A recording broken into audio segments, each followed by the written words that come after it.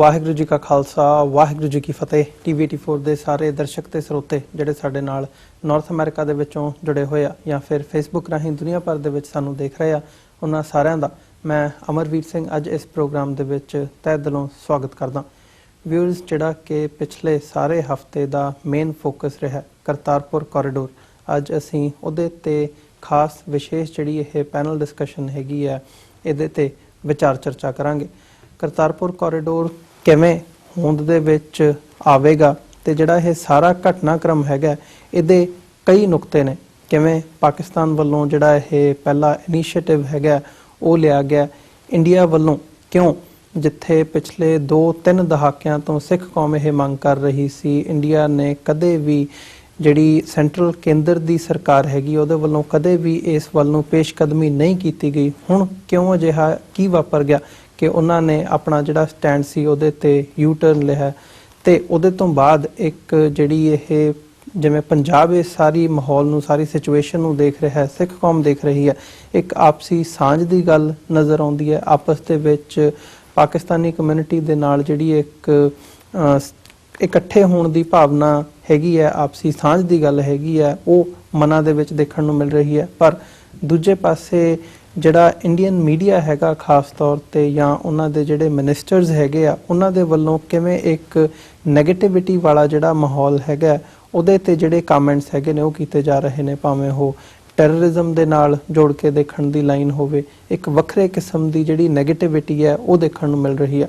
ਸੋ ਇਸ ਦੇ ਉੱਤੇ ਅੱਜ ਅਸੀਂ ਜਾਣਨ ਦੀ ਕੋਸ਼ਿਸ਼ ਕਰਾਂਗੇ ਕਿ ਇਹ ਜਿਹੜਾ ਸਾਰਾ ਘਟਨਾਕ੍ਰਮ ਹੋਇਆ ਇਹਦੇ ਵੱਖ-ਵੱਖ ਪਹਿਲੂ ਕੀ ਨੇ ਤੇ ਆਉਣ ਵਾਲੇ ਸਮੇਂ ਦੇ ਵਿੱਚ ਇਹਦੇ ਜਿਹੜੇ ਪ੍ਰਭਾਵ ਨੇ, ਇਫੈਕਟਸ ਨੇ, ਉਹ ਕੀ ਹੋ ਸਕਦੇ ਨੇ। ਇਹ ਸਾਰੀ ਗੱਲਬਾਤ ਦੇ ਲਈ ਅੱਜ ਸਾਡੇ ਨਾਲ ਖਾਲਿਸਤਾਨ ਅਫੇਅਰ ਸੈਂਟਰ ਦੇ ਸੰਚਾਲਕ ਡਾਕਟਰ ਅਮਰਜੀਤ ਸਿੰਘ ਤੇ ਇੱਥੇ ਨਿਊਯਾਰਕ ਤੇ ਅਮਰੀਕਾ ਦੇ ਵਿੱਚ ਰਹਿੰਦਿਆਂ ਸੀਨੀਅਰ ਜਰਨਲਿਸਟ ਜਿਨ੍ਹਾਂ ਨੇ ਵੱਖੋ-ਵੱਖਰੇ ਚੈਨਲਸ ਦੇ ਉੱਤੇ, ਪੰਜਾਬੀ ਚੈਨਲਸ ਦੇ ਉੱਤੇ ਕੰਮ ਕੀਤਾ ਹੈਗਾ, TV ਹੋਸਟ ਵੀ ਰਹੇ ਨੇ, ਸਲੀਮ ਮਲਿਕ ਸਾਹਿਬ, ਇਹ ਵੀ ਸਾਡੇ ਨਾਲ ਅੱਜ ਦੀ ਪੈਨਲ ਡਿਸਕਸ਼ਨ ਦੇ ਇਸ ਦਾ ਹਿੱਸਾ ਹੋਣਗੇ। ਸੋ ਸਭ ਤੋਂ ਪਹਿਲਾਂ ਤਾਂ ਤੁਹਾਡੇ ਦੋਵਾਂ ਦਾ ਸਵਾਗਤ ਹੈ ਕਿ ਤੁਸੀਂ ਆਪਣਾ ਸਮਾਂ ਕੱਢ ਕੇ ਸਾਡੇ ਨਾਲ ਵਿਚਾਰਾਂ ਦੀ ਅੱਜ ਸਾਂਝ ਪਾਉਣ ਜਾ ਰਹੇ ਹੋ।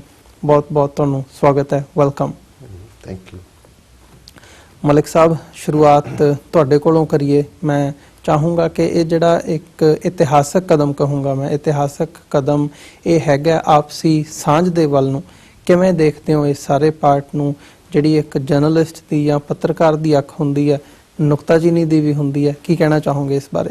ਸਭ ਤੋਂ ਪਹਿਲਾਂ ਤੇ ਸਤਿ ਸ੍ਰੀ ਅਕਾਲ ਤੇ ਜੀ ਆਇਆਂ ਨੂੰ। ਤੇ ਮੈਂ ਬਹੁਤ ਧੰਨਵਾਦ ਕਰਦਾ ਕਿ TV84 ਨੇ ਅੱਜ ਇਸ ਖਾਸ ਵਿਸ਼ੇ ਤੇ ਮੈਨੂੰ ਇੱਥੇ ਬੁਲਾਇਆ। ਤੇ ਗੱਲ ਹੈ ਕਿ ਅੱਜ ਦੀ ਜਿਹੜੀ ਦੁਨੀਆ ਹੈ ਉਹ ਜਦੋਂ ਅਸੀਂ ਕਹਿੰਦੇ ਕਿ ਇਹ ਗਲੋਬਲ ਵਿਲੇਜ ਬਣ ਚੁੱਕੀ ਹੈ ਤੇ ਜੋ ਵੀ ਦੁਨੀਆ ਭਰ ਦੇ ਅੰਦਰ ਜੋ ਵੀ ਘਟਨਾ ਹੁੰਦੀ ਹੈ ਜਾਂ ਜੋ ਕੁਝ ਵੀ ਦੁਨੀਆ ਦੇ ਅੰਦਰ ਹੁੰਦਾ ਹੈ ਉਹ ਸਕਿੰਟਾਂ ਦੇ ਅੰਦਰ ਹੁਣ ਤੁਹਾਡੇ ਸਮਾਰਟਫੋਨ ਦੇ ਅੰਦਰ ਆ ਜਾਂਦਾ ਹੈ ਜੀ। ਇਹ ਜਿਹੜਾ ਮੁੱਦਾ ਖਾਸ ਤੌਰ ਤੇ ਅਗਰ ਤੁਸੀਂ ਜਿਸ ਤਰ੍ਹਾਂ ਗੱਲ ਕੀਤੀ ਕਿ ਇੰਡੀਅਨ ਜਿਹੜੇ ਚੈਨਲਸ ਆ, ਇਹਨਾਂ ਨੇ ਜਿਸ ਤਰ੍ਹਾਂ ਇਸ ਮੁੱਦੇ ਨੂੰ ਨੈਗੇਟਿਵ ਰੰਗ ਦੇਣ ਦੀ ਕੋਸ਼ਿਸ਼ ਕੀਤੀ ਹੈ, ਮੈਂ ਸਮਝਦਾ ਕਿ ਇਹ ਜ਼ਿਆਦਤੀ ਹੈ। ਕਿਉਂਕਿ ਜਿਹੜਾ ਧਰਮ ਜਿਹੜਾ ਹੈ ਉਹ ਜੋੜਦਾ ਹੈ, ਤੋੜਦਾ ਨਹੀਂ ਹੈ। ਦੁਨੀਆ ਦਾ ਕੋਈ ਵੀ ਧਰਮ ਹੈ ਉਹ ਆਪਸ ਦੇ ਅੰਦਰ ਭਾਈਚਾਰਾ ਪਹਿਲੇ ਸਿਖਾਉਂਦਾ ਹੈ ਕਿ ਤੁਸੀਂ ਇਸ ਸਮਾਜ ਦੇ ਅੰਦਰ, ਸਿਵਲ ਸੁਸਾਇਟੀ ਦੇ ਅੰਦਰ ਕਿੱਦਾਂ ਰਹਿਣਾ ਹੈ। ਇਹਦੀ ਬਿਹਤਰੀਨ ਮਿਸਾਲ ਅਮਰੀਕਾ ਦੀ ਹੈ, ਜਿੱਥੇ ਅਸੀਂ ਬੜੀ ਛੋਟੀ ਜਿਹੀ ਮਾਈਨੋਰਿਟੀ ਦੇ ਅੰਦਰ ਹਾਂ, ਲੇਕਿਨ ਇੱਥੋਂ ਦੇ ਜਿਹੜੇ ਕਾਇਦੇ ਕਾਨੂੰਨ ਆ ਉਹ ਸਾਨੂੰ ਇਜਾਜ਼ਤ ਦਿੰਦੇ ਆ ਕਿ ਅਸੀਂ ਆਪਣੀ ਧਾਰਮਿਕ ਇਸਤਤੀਅਤ ਦੇ ਤੌਰ ਤੇ ਇੱਥੇ ਜ਼ਿੰਦਾ ਰਹੀਏ। ਇੱਥੇ ਦੇਖੋ ਤੁਸੀਂ ਮਸਜਿਦਾਂ, ਗੁਰਦੁਆਰੇ, ਬਹਾਰਾਂ ਇੱਥੇ ਆਈ ਹੋਈਆਂ ਤੇ ਇਹੀ ਉਹ ਨਿਜ਼ਾਮ ਹੈ ਜਿਹੜਾ ਕਿਸੇ ਵੀ ਮੁਲਕ ਨੂੰ ਜਿਹੜਾ ਅੱਗੇ ਲੈ ਕੇ ਜਾਂਦਾ ਹੈ, ਜਦੋਂ ਤੁਸੀਂ ਲੋਕਾਂ ਨੂੰ ਮੌਕਾ ਦਿੰਦੇ ਹੋ ਕਿ ਉਹ ਆਪਣੇ ਹਿਸਾਬ ਨਾਲ ਜ਼ਿੰਦਗੀ ਗੁਜ਼ਾਰਨ। ਜੀ ਡਾਕਟਰ ਸਾਹਿਬ, ਤੁਸੀਂ ਕਮੈਂਟ ਕਰਨਾ ਚਾਹੋਗੇ? ਜਿਵੇਂ ਮੈਂ ਕਿਹਾ, ਇੱਕ ਇਤਿਹਾਸਕ ਕਦਮ ਹੈਗਾ ਇਹ ਸਿੱਖਾਂ ਦੇ ਲਈ, ਖਾਸ ਤੌਰ ਤੇ ਇਹਦੀ ਅਹਿਮੀਅਤ ਬਾਰੇ ਤੇ ਆਉਣ ਵਾਲੇ ਸਮੇਂ ਦੇ ਵਿੱਚ ਜਿੱਧਰ ਨੂੰ ਇਹ ਗੱਲ ਜਾ ਰਹੀ ਹੈ, ਕਿਵੇਂ ਦੇਖਦੇ ਹੋ ਇਹਨੂੰ? ਦੇਖੋ, 47 ਦੀ ਜਿਹੜੀ ਦੇਸ਼ ਵੰਡ ਸੀ, ਰੈੱਡ ਕਲਿਫ ਜਿਹਨੇ ਲੀਕ ਖਿੱਚੀ, ਉਹ ਕਦੇ ਉਸ ਤੋਂ ਪਹਿਲਾਂ ਹਿੰਦੁਸਤਾਨ ਆਇਆ ਹੀ ਨਹੀਂ ਸੀ ਹੋਇਆ। ਔਰ ਇਹ ਵੰਡ ਜਿੱਥੇ ਦੋਨਾਂ ਪੰਜਾਬਾਂ ਦੇ ਲਈ, ਉਸ ਖਿੱਤੇ ਦੀ ਖਲਕਤ ਦੇ ਲਈ ਬਹੁਤ ਦੁਖਦਾਈ ਸੀ, ਬਹੁਤ ਜ਼ਿਆਦਾ ਪਾਗਲਪਨ ਦਾ ਜਿਹੜਾ ਉਹ ਉੱਥੇ ਨੰਗਾ ਨਾਚ ਹੋਇਆ, ਉੱਥੇ ਸਿੱਖ ਕੌਮ ਲਈ ਇਹ ਬਹੁਤ ਹੋਰ ਵੀ ਜਿਹੜੀ ਹੈ ਸਾਡੇ ਲਈ ਬੜੀ ਇੱਕ ਡੂੰਘਾ ਵੇਦਨਾ ਔਰ ਪੀੜ ਵਾਲੀ ਗੱਲ ਸੀ ਕਿ ਜਿੱਥੇ ਲਗਭਗ 40% ਸਿੱਖ ਕੌਮ ਦੂਸਰੇ ਪਾਸਿਓਂ ਜਿਹੜਾ ਮਗਰਬੀ ਪੰਜਾਬ ਚੋਂ ਹਿਜਰਤ ਕਰਕੇ ਇੱਧਰ ਆਈ, ਉੱਥੇ 174 ਦੇ ਕਰੀਬ ਸਾਡੇ ਇਤਿਹਾਸਕ ਗੁਰਦੁਆਰੇ ਵੀ ਜਿਹੜੇ ਨੇ ਉਹ ਸਾਥੋਂ ਵਿਛੜੇ। ਜੀ ਔਰ ਜ਼ਾਹਰ ਹੈ ਵੀ ਇਹਨਾਂ 71 ਸਾਲਾਂ 'ਚ 2 ਵੇਲੇ ਦੀ ਅਰਦਾਸ ਦੇ ਵਿੱਚ ਸਿੱਖ ਇਹ ਮੰਗ ਕਰਦੇ ਰਹੇ, ਦੁਆ ਕਰਦੇ ਰਹੇ ਰੱਬ ਦੇ ਦਰਬਾਰ 'ਚ ਕਿ ਜਿਨ੍ਹਾਂ ਗੁਰਦੁਆਰਿਆਂ ਗੁਰਧਾਮਾਂ ਨੂੰ ਪੰਥ ਤੋਂ ਵਿਛੋੜਿਆ ਗਿਆ ਹੈ, ਨਨਕਾਣਾ ਸਾਹਿਬ ਔਰ ਦੂਸਰਿਆਂ ਦਾ ਨਾਮ ਲੈ ਕੇ, ਉਹਨਾਂ ਦੇ ਖੁੱਲੇ ਦਰਸ਼ਨ ਦੀਦਾਰ ਤੇ ਸੇਵਾ ਸੰਭਾਲ, ਕਿਉਂਕਿ ਇਹ ਹਕੀਕਤ ਕਿ ਮੁਲਕ ਬਣ ਚੁੱਕੇ ਨੇ, ਇਹ ਜ਼ਾਹਰਾ ਤੌਰ ਦੇ ਉੱਤੇ ਇਹ ਇੱਕ ਹਕੀਕਤ ਸੀ ਜਿਹਨੂੰ ਸਿੱਖਾਂ ਨੇ 40s ਦੇ ਵਿੱਚ ਹੀ 48-9 'ਚ ਹੀ ਕਬੂਲਿਆ। ਸੋ ਜ਼ਾਹਰ ਹੈ ਕਿ ਜਦੋਂ ਅਸੀਂ ਅੱਜ ਕਰਤਾਰਪੁਰ ਲਾਂਘੇ ਦੀ ਗੱਲ ਕਰ ਰਹੇ ਹਾਂ ਤੇ ਕਰਤਾਰਪੁਰ ਸਾਹਿਬ ਦੇ ਉੱਤੇ ਵੀ ਉਹਨਾਂ ਸਾਡੇ ਦਰਸ਼ਕਾਂ ਦੇ ਲਈ ਜਿਹਨਾਂ ਨੂੰ ਸ਼ਾਇਦ ਇਸ ਬੈਕਗ੍ਰਾਉਂਡ ਦਾ ਪਤਾ ਨਾ ਹੋਏ, ਔਰ ਮੈਂ ਇਸ ਦੇ ਲਈ ਇਸਲਾਮਿਕ ਮੈਟਾਫਰ ਇਸਤੇਮਾਲ ਕਰਾਂਗਾ ਕਿ ਮੱਕਾ ਤੇ ਮਦੀਨਾ, ਕਿਉਂਕਿ ਆਪਣੇ ਮਜ਼ਹਬ ਦੇ ਨਾਲ ਜੇ ਕਿਸੇ ਦਾ ਲਗਾਵ ਪੂਰੀ ਡੈਡੀਕੇਸ਼ਨ ਨਾਲ ਹੁੰਦਾ ਹੈ ਜਾਂ ਜਿਸ ਕਿਸਮ ਦੇ ਇਸਲਾਮ ਦਾ ਇੱਕ ਆਪਣੀ ਰਵਾਇਤ ਔਰ ਆਪਣਾ ਪ੍ਰਿੰਸੀਪਲ ਹੈ, ਸਿੱਖ ਧਰਮ ਦੇ ਵਿੱਚ ਵੀ ਅਸੀਂ ਆਪਣੇ ਗੁਰੂ ਨੂੰ ਔਰ ਉਹਨਾਂ ਨਾਲ ਜੁੜੀਆਂ ਹੋਈਆਂ ਥਾਵਾਂ ਨੂੰ ਬਹੁਤ ਪਿਆਰ ਕਰਦੇ। ਇਸਲਾਮ ਦੇ ਲਈ ਮੱਕਾ ਸ਼ਰੀਫ ਜਿੱਥੇ ਹਜ਼ਰਤ ਸਾਹਿਬ ਦਾ ਜਨਮ ਹੋਇਆ ਔਰ ਮਦੀਨਾ ਜਿੱਥੇ ਉਹ ਆਰਾਮ ਫਰਮਾ ਰਹੇ ਨੇ। ਜੀ ਇਸ ਨੁਕਤੇ ਤੋਂ ਅਸੀਂ ਪਾਕਿਸਤਾਨ ਦੇ ਗੁਰਦੁਆਰਿਆਂ ਵੱਲ ਦੇਖਣਾ ਹੋਏ ਤੇ ਨਨਕਾਣਾ ਸਾਹਿਬ ਸਾਡਾ ਮੱਕਾ ਹੈ ਜਿੱਥੇ ਗੁਰੂ ਨਾਨਕ ਸਾਹਿਬ ਪ੍ਰਕਾਸ਼ਮਾਨ ਹੋਏ, ਤੇ ਮਦੀਨਾ ਹੈ ਜਿੱਥੇ ਕਿ ਗੁਰੂ ਸਾਹਿਬ ਨੇ ਆਪਣੇ ਜ਼ਿੰਦਗੀ ਦੇ 18 ਸਾਲ ਗੁਜ਼ਾਰੇ। ਉੱਥੋਂ ਹੀ ਉਹ ਜਿਹੜੇ ਨੇ ਰੱਬ ਦੇ ਦਰਬਾਰ ਦੇ ਵਿੱਚ ਗਏ ਔਰ ਉੱਥੇ ਹੀ ਦੂਸਰੇ ਗੁਰੂ ਅੰਗਦ ਸਾਹਿਬ ਦੀ ਗੁਰਗੱਦੀ ਵੀ ਸ਼ੁਰੂ ਹੋਈ। ਔਰ ਉਹ ਇੱਕ ਯੂਨੀਕ ਐਸਾ ਮੁਕਾਮ ਹੈ ਜਦੋਂ ਅਸੀਂ ਗੁਰੂ ਨਾਨਕ ਸਾਹਿਬ ਨੂੰ ਜਗਤ ਗੁਰੂ, ਪ੍ਰੋਫਿਟ ਆਫ ਹਿਊਮਨ ਕਾਈਂਡ ਕਹਿੰਦੇ ਹਾਂ, ਤੇ ਸ਼ਾਇਦ ਇਹ ਦੁਨੀਆ ਦੇ ਰਹਿਬਰਾਂ ਦਾ ਇੱਕ ਦੇ ਵਿੱਚੋਂ ਇੱਕ ਯੂਨੀਕ ਗੱਲ ਹੈ ਕਿ ਉੱਥੇ ਹੀ ਗੁਰੂ ਨਾਨਕ ਸਾਹਿਬ ਦਾ ਸੰਸਕਾਰ ਕੀਤਾ ਗਿਆ, ਜਿੱਥੇ ਕਿ ਜਿਹੜੀ ਰਵਾਇਤ ਉਹਨਾਂ ਦੀ ਚਾਦਰ ਦਾ ਸੰਸਕਾਰ ਹੋਣ ਦੀ ਗੱਲ ਕਿ ਉਹਨਾਂ ਦਾ ਜਿਹੜਾ ਥੱਲੇ ਫੁੱਲ ਔਰ ਚਾਦਰ ਸਨ, ਜਿਹੜਾ ਸਾਡਾ ਵਿਸ਼ਵਾਸ ਹੈ, ਔਰ ਉੱਥੇ ਹੀ ਮੁਸਲਮਾਨ ਫਾਲੋਅਰਸ ਵੱਲੋਂ ਉਹਨਾਂ ਦੀ ਜਿਹੜੀ ਹੈ ਕਬਰ ਬਣਾਈ ਗਈ। ਸੋ ਉਸ ਹਦੂਦ ਦੇ ਵਿੱਚ ਜਦੋਂ ਅਸੀਂ ਸਾਊਥ ਏਸ਼ੀਆ 'ਚ 1000 ਸਾਲ ਤੋਂ ਜ਼ਿਆਦਾ ਦੀ ਹੌਸਟਿਲਿਟੀ ਦੇਖਦੇ ਹਾਂ ਦੋਨੋਂ ਸਕੂਲ ਆਫ ਥਾਟਸ ਦੀ, ਉਹਦੇ 'ਚ ਕਰਤਾਰਪੁਰ ਉਹ ਰੇ ਆਫ ਹੋਪ ਹੈ ਜਿਹੜਾ ਕਿ ਇਹ ਦੱਸਦਾ ਹੈ ਕਿ ਭਾਈ ਇੱਕ ਪਾਸੇ ਗੁਰੂ ਨਾਨਕ ਸਾਹਿਬ ਦੇ ਭਾਈ ਮਰਦਾਨਾ ਨੇ ਜਿਹੜੇ ਕਿ ਰਬਾਬੀ ਨੇ, ਦੂਸਰੇ ਪਾਸੇ ਗੁਰੂ ਨਾਨਕ ਸਾਹਿਬ ਦਾ ਉਹ ਸਾਂਝ ਦੀ ਗੱਲ, ਪਹਿਲਾ ਮੈਸੇਜ ਉਹਨਾਂ ਦਾ ਵਹੀਂ ਦਰਿਆ ਤੋਂ ਬਾਹਰ ਆਉਣ ਤੋਂ ਬਾਅਦ ਨਾ ਕੋ ਹਿੰਦੂ ਨਾ ਮੁਸਲਮਾਨ। ਔਰ ਇਹ ਜਦੋਂ ਅਸੀਂ ਸਿੱਖੀ ਦੀ ਗੱਲ ਕਰਦੇ ਤੇ ਫਿਰ ਸਿੱਖੀ ਉਹ ਇਨਸਾਨੀਅਤ ਦਾ ਮੈਸੇਜ ਦਿੰਦੀ ਹੈ, ਅਵਲ ਅੱਲਾਹ ਨੂਰ ਉਪਾਇਆ ਕੁਦਰਤ ਕੇ ਸਭ ਬੰਦੇ, ਏਕ ਨੂਰ ਤੇ ਸਭ ਜਗ ਉਪਜਿਆ, ਕੌਣ ਭਲੇ ਕੋ ਮੰਦੇ ਲੋਗਾ, ਭਰਮ ਨਾ ਭੂਲੋ ਭਾਈ, ਖਾਲਕ ਖਲਕ ਖਲਕ ਮੈਂ ਖਾਲਕ, ਪੂਰ ਰਹੋ ਸਭ ਥਾਈ। ਸੋ ਗੁਰੂ ਨਾਨਕ ਸਾਹਿਬ ਇਸ ਮੈਸੇਜ ਦੇ ਅਲੰਬਰਦਾਰ ਨੇ। ਸੋ ਇਸ ਲਈ ਸਾਡੇ ਲਈ ਇਹ ਬਹੁਤ ਅਹਿਮੀਅਤ ਵਾਲੀ ਗੱਲ ਹੈ ਕਿ ਸਿੱਖ ਕੌਮ ਆਪਣੇ ਮਦੀਨੇ ਦੇ ਉਸ ਮੁਕਾਮ ਦੇ ਜਿੱਥੇ ਨਾਮ ਜਪੋ, ਕਿਰਤ ਕਰੋ, ਵੰਡ ਛਕੋ ਦੀ ਜਿਹੜੀ ਸਿੱਖੀ ਦੀ ਫਿਲਾਸਫੀ ਸੀ, ਉਹਨਾਂ ਨੂੰ ਗੁਰੂ ਸਾਹਿਬ ਨੇ ਖੁਦ ਇੰਪਲੀਮੈਂਟ ਕੀਤਾ ਹੈ, ਉੱਥੇ ਖੁਦ ਹਲ ਚਲਾਇਆ, ਉੱਥੇ ਇਨਸਾਨੀਅਤ ਦੇ ਪਿਆਰ ਦਾ ਮੈਸੇਜ ਦਿੱਤਾ ਔਰ 4 ਕਿਲੋਮੀਟਰ ਦੀ ਵਿੱਥ ਦੇ ਉੱਤੇ। ਔਰ ਜਿਵੇਂ ਜਨਾਬ ਇਮਰਾਨ ਖਾਨ ਸਾਹਿਬ ਨੇ ਆਪਣੇ ਉਸ ਜਿਹੜਾ ਇਨੌਗਰਲ ਬੁਨਿਆਦ ਜਿੱਥੇ ਸੰਗੇ ਬੁਨਿਆਦ ਰੱਖਿਆ ਉਹਦੇ ਚ ਲੈਕਚਰ ਗਏ ਸੀ ਵੀ ਇਹ ਗੱਲ ਇਵੇਂ ਹੀ ਹੈ ਕਿ ਮੁਸਲਮਾਨ ਮਦੀਨੇ ਤੋਂ 4 ਮੀਲ ਦੂਰ ਬੈਠਾ ਹੈ ਤੇ ਉਹਨੂੰ ਕਿਹਾ ਵੀ ਤੂੰ ਮਦੀਨੇ ਨਹੀਂ ਜਾ ਸਕਦਾ।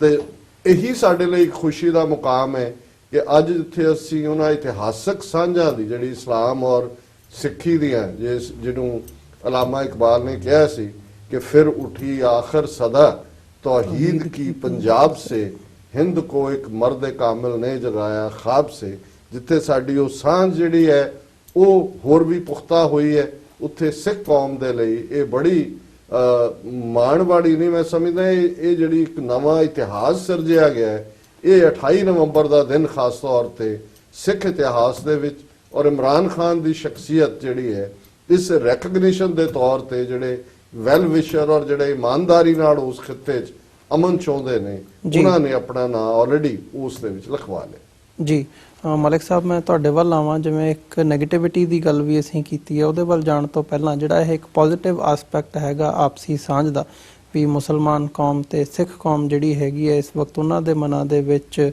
ਜਿਹੜੀਆਂ ਇਹ ਉਮੰਗਾਂ ਹੈਗੀਆਂ ਨੇ ਉਹ ਦੇਖਣ ਨੂੰ ਮਿਲ ਰਹੀਆਂ ਨੇ ਕਿ ਅਸੀਂ ਇਕੱਠੇ ਹੋ ਰਹੇ ਹਾਂ ਜਾਂ ਇੱਕ ਦੂਜੇ ਦਾ ਧੰਨਵਾਦ ਕਰਨਾ, ਕਿ ਇਹ ਬਹੁਤ ਇੱਕ ਚੰਗਾ ਸਟੈਪ ਹੈਗਾ ਆਪਸੀ ਸਾਂਝ ਦੇ ਵੱਲ ਨੂੰ। ਸੋ ਜੇ ਮੁਸਲਮਾਨ ਕੌਮ ਦੀ ਜਾਂ ਪਾਕਿਸਤਾਨੀ ਕਮਿਊਨਿਟੀ ਦੀ ਗੱਲ ਕਰਨੀ ਹੋਵੇ, ਤੁਸੀਂ ਉਹਨਾਂ ਦੇ ਵਿੱਚ ਵਿਚਰਦੇ ਹੈਗੇ ਹੋ, ਇਸ ਵਕਤ ਕਿਵੇਂ ਦਾ ਮਾਹੌਲ, ਉਹਨਾਂ ਦਾ ਕੀ ਸੋਚਣਾ ਹੈਗਾ ਇਸ ਸਾਰੇ ਘਟਨਾਕ੍ਰਮ ਤੋਂ ਬਾਅਦ?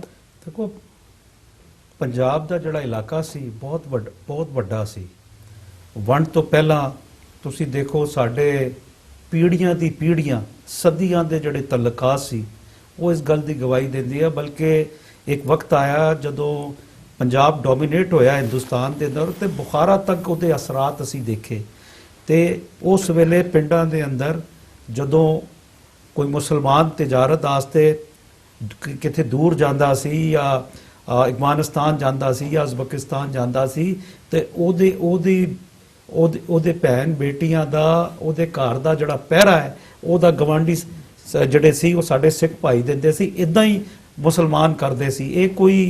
ਇਹ ਗੱਲ ਨਹੀਂ ਹੈ ਕਿ ਵੰਡ ਤੋਂ ਪਹਿਲਾਂ ਹੀ ਵੰਡ ਸਾਡੀ ਕਈ ਸਦੀਆਂ ਦੇ ਤਾਲੁਕਾਤ ਸੀ ਜੀ। ਅੱਛਾ, ਹੁਣ ਜਿਹੜੀ ਵੰਡ ਹੋਈ ਉਸ ਤੇ ਬਹੁਤ ਸਾਰੇ ਕਾਰਨ ਆ। ਮੈਂ ਸਮਝਦਾ ਕਿ ਉਹਦਾ ਜਿਹੜਾ ਮੇਰੀ ਨਜ਼ਰ ਦੇ ਅੰਦਰ ਕਾਰਨ ਸੀ ਕਿ ਅਗਰ ਸਾਡੇ ਕੋਲ 19ਵੀਂ ਸਦੀ ਦੇ ਅੰਦਰ ਕੋਈ ਕਰਿਸ਼ਮੈਟਿਕ ਪੰਜਾਬੀ ਲੀਡਰ ਹੁੰਦਾ, ਔਰ ਮੈਂ ਸਮਝਦਾ ਸੀ ਅਗਰ ਇਲਾਮਾ ਇਕਬਾਲ ਦੀ ਫੌਤਗੀ ਨਾ ਹੁੰਦੀ ਔਰ ਇਲਾਮਾ ਇਕਬਾਲ 10-12 ਸਾਲ ਹੋਰ ਜੀ ਜਾਂਦੇ ਤੇ ਉਹ, ਕਿਉਂਕਿ ਇੱਕ ਇੱਦਾਂ ਦੇ ਫਿਲਾਸਫਰ ਸੀ ਜਿਹੜੇ ਪੰਜਾਬ ਨੂੰ ਜੋੜ ਸਕਦੇ ਸੀ, ਪੰਜਾਬ ਦੇ ਲੀਡਰ ਬਣ ਸਕਦੇ ਸੀ। ਲੇਕਿਨ ਬਦਕਿਸਮਤੀ ਨਾਲ ਅਗਰ ਅੱਜ ਦੇਖੀਏ ਕਿ ਇੱਥੇ ਵੀ ਅਗਰ ਤੁਸੀਂ ਦੇਖੋ ਅਮਰੀਕਾ ਦੇ ਅੰਦਰ, ਕੈਨੇਡਾ ਦੇ ਅੰਦਰ, ਯੂਰਪ, ਈਵਨ ਕਿ ਮੈਂ ਮਿਡਲ ਈਸਟ ਦੇ ਅੰਦਰ ਮੇਰਾ ਬਚਪਨ ਗੁਜ਼ਰਿਆ, ਅਗਰ ਕਿਸੇ ਦੋ ਧਾਰਮਿਕ ਲੋਕਾਂ ਦਾ ਮੈਂ ਅਗਰ ਬਹੁਤ ਜ਼ਿਆਦਾ ਪਿਆਰ ਮੁਹੱਬਤ ਦੇਖਿਆ ਤੇ ਉਹ ਮੁਸਲਮਾਨਾਂ ਦਾ ਤੇ ਸਰਦਾਰ ਦਾ ਸੀ।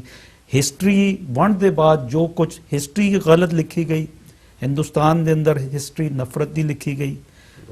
ਇਹ ਜਿਹੜੀ ਹਿਸਟਰੀ ਗਲਤ ਲਿਖੀ ਗਈ ਇਸ ਦੇ ਅੰਦਰ, ਕਿਉਂਕਿ ਜਿਹੜੀ ਇੱਕ ਮਾਸ ਮੈਜੋਰਿਟੀ ਹਿੰਦੁਸਤਾਨ ਦੀ ਸੀ ਜਿਹੜੀ ਰਾਜਨੀਤੀ ਕਰਦੀ ਸੀ ਤੇ ਉਹਨਾਂ ਨੇ ਹਮੇਸ਼ਾ ਕੋਸ਼ਿਸ਼ ਕੀਤੀ ਕਿ ਨੈਗੇਟਿਵ ਹਿਸਟਰੀ ਕਰਕੇ ਇਹ ਜਿਹੜੇ ਵੰਡ ਦੇ ਜ਼ਖਮ ਆ, ਇਹ ਮੁਸਲਮਾਨਾਂ ਤੇ ਸਿੱਖਾਂ ਦੇ ਦਰਮਿਆਨ ਇਹਨੂੰ ਉਸੇ ਤਰ੍ਹਾਂ ਤਾਜ਼ਾ ਰੱਖੋ।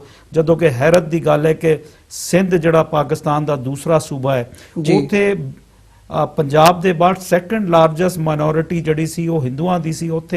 ਉੱਥੇ ਵੰਡ ਦੇ ਦਰਮਿਆਨ 10 ਬੰਦੇ ਨਹੀਂ ਉੱਥੇ ਮੋਏ। ਜਿਹੜਾ ਸੂਬਾ ਪਖਤੂਨਖਵਾ ਹੈ ਉੱਥੇ ਜਿਹੜੀ ਸੈਕੰਡ ਲਾਰਜੈਸਟ ਮਾਈਨੋਰਿਟੀ ਸੀ ਮੁਸਲਮਾਨ ਪਠਾਨਾਂ ਦੇ ਬਾਅਦ, ਉਹ ਸਾਡੇ ਸਿੱਖ ਭਰਾ ਸੀ। ਅੱਜ ਵੀ ਉਹ ਉੱਥੇ ਰਹਿੰਦੇ ਆ। ਉਹਨਾਂ ਵਿੱਚੋਂ ਸ਼ਾਇਦ ਹੀ ਕੋਈ ਉਹ ਪਸ਼ਤੋ ਬੋਲਦੇ ਆ, ਉਹ ਫਾਰਸੀ ਬੋਲਦੇ ਆ, ਉਹ ਪੰਜਾਬੀ ਬੋਲਦੇ ਆ, ਲੇਕਿਨ ਉਹ ਉੱਥੇ ਹੀ ਵਸੇ ਹੋਏ ਸੀ ਤੇ ਉੱਥੇ ਕੋਈ ਇਸ ਕਿਸਮ ਦਾ ਕਤਲੋ ਗਾਰਤ ਨਹੀਂ ਹੋਈ। ਇਹਦਾ ਮਤਲਬ ਸੀ ਕਿ ਉਹ ਇੱਕ ਟਾਰਗੇਟ ਕੀਤਾ ਗਿਆ ਸੀ, ਕਿਉਂਕਿ ਲੋਕ ਸਮਝਦੇ ਸੀ ਅਗਰ ਇਹ ਕੌਮ ਇੱਕ ਰਹੀ ਤੇ ਅੱਗੇ ਜਾ ਕੇ ਇਹ ਜਿਹੜੀ ਆ ਪ੍ਰੋਬਲਮ ਕ੍ਰੀਏਟ ਕਰੇਗੀ ਹਿੰਦੁਸਤਾਨ। ਨਹਿਰੂ ਦੇ ਨਾਲ ਜਿਹੜੇ ਲੋਕ ਸੀ ਉਹਨਾਂ ਨੇ ਮਾਸਟਰ ਤਾਰਾ ਸਿੰਘ ਨੂੰ ਇੱਕ ਫੋਟੋ ਸੈਸ਼ਨ ਵਾਸਤੇ ਰੱਖਿਆ ਹੋਇਆ ਸੀ, ਔਰ ਇਹੀ ਬਦਕਿਸਮਤੀ ਆ ਕਿ ਜਿਹਦੀ ਵਜ੍ਹਾ ਨਾਲ ਜੋ ਇਹ ਜਿਹੜੇ 71 ਸਾਲ ਸਿਰਫ 4 ਕਿਲੋਮੀਟਰ ਲੰਘਣ ਵਾਸਤੇ ਇਹ ਜਿਹੜਾ ਲਾਂਘੇ ਦੀ ਤੁਸੀਂ ਗੱਲ ਕਰਦੇ ਹੋ, ਅਗਰ ਦਿਲਾਂ ਨੂੰ ਸਾਫ਼ ਕੀਤਾ ਹੁੰਦਾ ਤੇ ਮੈਂ ਸਮਝਦਾ ਇਹ ਵੰਡ ਦੇ ਅਗਲੇ ਸਾਲ ਹੀ ਇਹ ਹੋਣਾ ਚਾਹੀਦਾ ਸੀ। ਕਿਉਂਕਿ ਧਾਰਮਿਕ ਹੈਸੀਅਤ ਤੋਂ ਮੈਂ ਬਤੌਰ ਮੁਸਲਮਾਨ, ਸਾਡਾ ਕੁਰਾਨ ਵੀ ਕਹਿੰਦਾ ਹੈ ਕਿ ਤਮਾਮ ਜਿਹੜੇ ਆ ਤੁਸੀਂ ਜ਼ਬਰ ਦੇ ਨਾਲ ਕਿਸੇ ਨੂੰ ਫਤਹ ਨਹੀਂ ਕਰ ਸਕਦੇ। ਤੇ ਇਹ ਅੱਜ ਜਿਹੜਾ ਇਹ ਸਿਲਸਿਲਾ ਹੋਇਆ ਹੈ, ਇਹ ਪਾਕਿਸਤਾਨ, ਇਹ ਨਹੀਂ ਕਿ ਇਮਰਾਨ ਖਾਨ ਦੀ ਹਕੂਮਤ, ਕ੍ਰੈਡਿਟ ਇਮਰਾਨ ਖਾਨ ਨੂੰ ਜਾਂਦਾ ਹੈ ਇਹਦਾ, ਕਿਉਂਕਿ ਉਹਨੇ ਜਿਸ ਤਰ੍ਹਾਂ ਦਲੇਰੀ ਨਾਲ ਇਸ ਗੱਲ ਨੂੰ ਅੱਗੇ ਲੈ ਕੇ ਆਇਆ ਔਰ ਉਹਨੇ ਇਹ ਸਾਬਤ ਕੀਤਾ ਕਿ ਬੇਸਿਕਲੀ ਖੂਨ ਉਹਦਾ ਵੀ ਪੰਜਾਬੀ ਹੈ। ਤੇ ਉਹਨੇ ਜਦੋਂ ਇਹ ਗੱਲ ਕਹੀ ਉਹਨੇ, ਔਰ ਸਿੱਧੂ ਦਾਨਿਸਤਾ ਨਾ ਦਾਨਿਸਤਾ ਉਹਦਾ ਇੱਕ ਜ਼ਰੀਆ ਬਣਿਆ।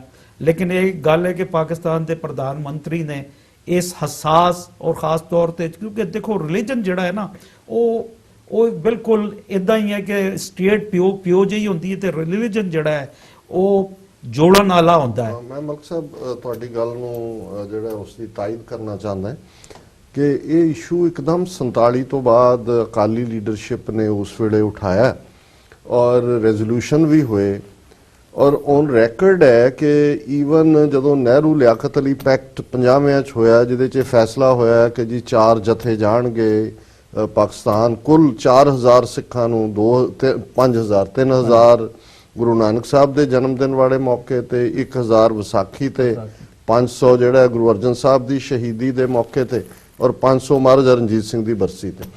ਉਦੋਂ ਵੀ ਇਸ ਇਸ਼ੂ ਨੂੰ ਲਿਆਂਦਾ ਗਿਆ ਸੀ ਕਿ ਡੇਰਾ ਬਾਬਾ ਨਾਨਕ 3 ਕਿਲੋਮੀਟਰ 4 ਕਿਲੋਮੀਟਰ ਹੈ ਵੀ ਇਸ ਦਾ ਲੰਘ ਹੈ, ਲੇਕਿਨ ਕੋਈ ਜਿਹੜੀ ਦਿੱਲੀ ਦੀ ਹਕੂਮਤ ਹੈ, ਜਿਵੇਂ ਤੁਸੀਂ ਕਿਹਾ ਵੀ 47 ਦੀ ਨਫ਼ਰਤ ਜਿਹੜੀ ਕਿ ਕਤਲੋਗਾਰ ਚ ਪਹੁੰਚੀ, ਇਹ ਵੀ ਉਹਨਾਂ ਨੇ ਇੰਜੀਨੀਅਰ ਕੀਤੀ ਔਰ ਉਹ ਚਾਹੁੰਦੇ ਹੀ ਨਹੀਂ ਸੀ ਕਿ ਸਿੱਖਾਂ ਦੀ ਐਕਸੈਸ ਗੁਰਦੁਆਰਾ ਸਾਹਿਬਾਨ ਨਾਲ ਹੋਏ ਤਾਂ ਕਿ ਉਹ ਪੰਜਾਬੀਆਂ ਦੀ ਔਰ ਸਿੱਖਾਂ ਮੁਸਲਮਾਨਾਂ ਦੀ ਸਾਂਝ ਜਿਹੜੀ ਆ ਉਹ ਪੁਖਤਾ ਹੋਏ।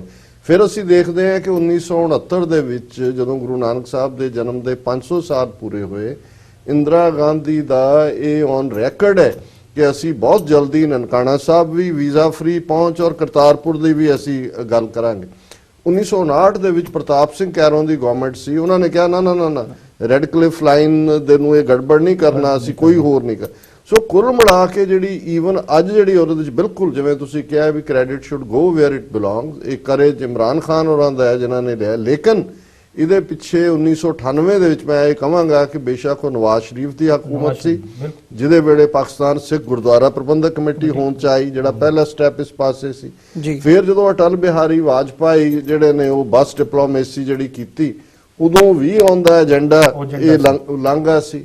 ਇਹ ਮੁਸ਼ਰਫ ਨੂੰ ਵੀ ਕ੍ਰੈਡਿਟ ਜਾਂਦਾ ਹੈ ਕਿ ਥਰੂ ਆਊਟ 10 ਸਾਲ ਦੇ ਪੀਰੀਅਡ 'ਚ, ਕਿਉਂਕਿ ਸਿੱਖ ਡੈਲੀਗੇਸ਼ਨ ਡਾਇਸਪੋਰਾ ਸਿੱਖਾਂ ਦੇ ਉਹਨਾਂ ਨੂੰ ਮਿਲਦੇ ਰਹੇ, ਉਹਨਾਂ ਨੇ ਕਿਹਾ ਜੀ ਅਸੀਂ ਤਿਆਰ ਹਾਂ, ਇੰਡੀਆ ਨੂੰ ਕਹੋ ਕਿ ਹੋਸਟ ਕੰਟਰੀ ਹੈ, ਪਹਿਲਾਂ ਉਹਨਾਂ ਨੂੰ ਕਹੋ। ਔਰ ਇਸ ਦੇ ਨਾਲ ਜਿਹੜਾ ਪੰਜਾਬ ਅਸੈਂਬਲੀ ਨੇ ਇੰਡੀਅਨ ਆਕੂਪਾਈਡ ਪੰਜਾਬ ਦੇ 2 ਵਾਰੀ ਰੈਜ਼ੋਲੂਸ਼ਨ ਕੀਤੇ ਯੂਨਾਨੀਮਸ ਕਰਤਾਰਪੁਰ ਲਾਂਘੇ ਦੇ। ਔਰ ਇਸੇ ਤਰ੍ਹਾਂ ਕੁਲਦੀਪ ਸਿੰਘ ਵਡਾਲਾ ਇੱਕ ਅਕਾਲੀ ਲੀਡਰ ਜਿਨ੍ਹਾਂ ਨੇ 2001 ਤੋਂ ਹਰ ਮਹੀਨੇ ਉਹਨਾਂ ਨੇ ਇੱਕ ਰਵਾਇਤ ਬਣਾਈ ਕਿ ਸੈਂਕੜਿਆਂ ਸਿੱਖ ਇਕੱਠੇ ਹੋ ਕੇ ਡੇਰਾ ਬਾਬਾ ਨਾਨਕ ਖਲੋ ਕੇ ਕਰਤਾਰਪੁਰ ਵੱਲ ਮੂੰਹ ਕਰਕੇ ਅਰਦਾਸ ਕਰਦੇ ਸੀ।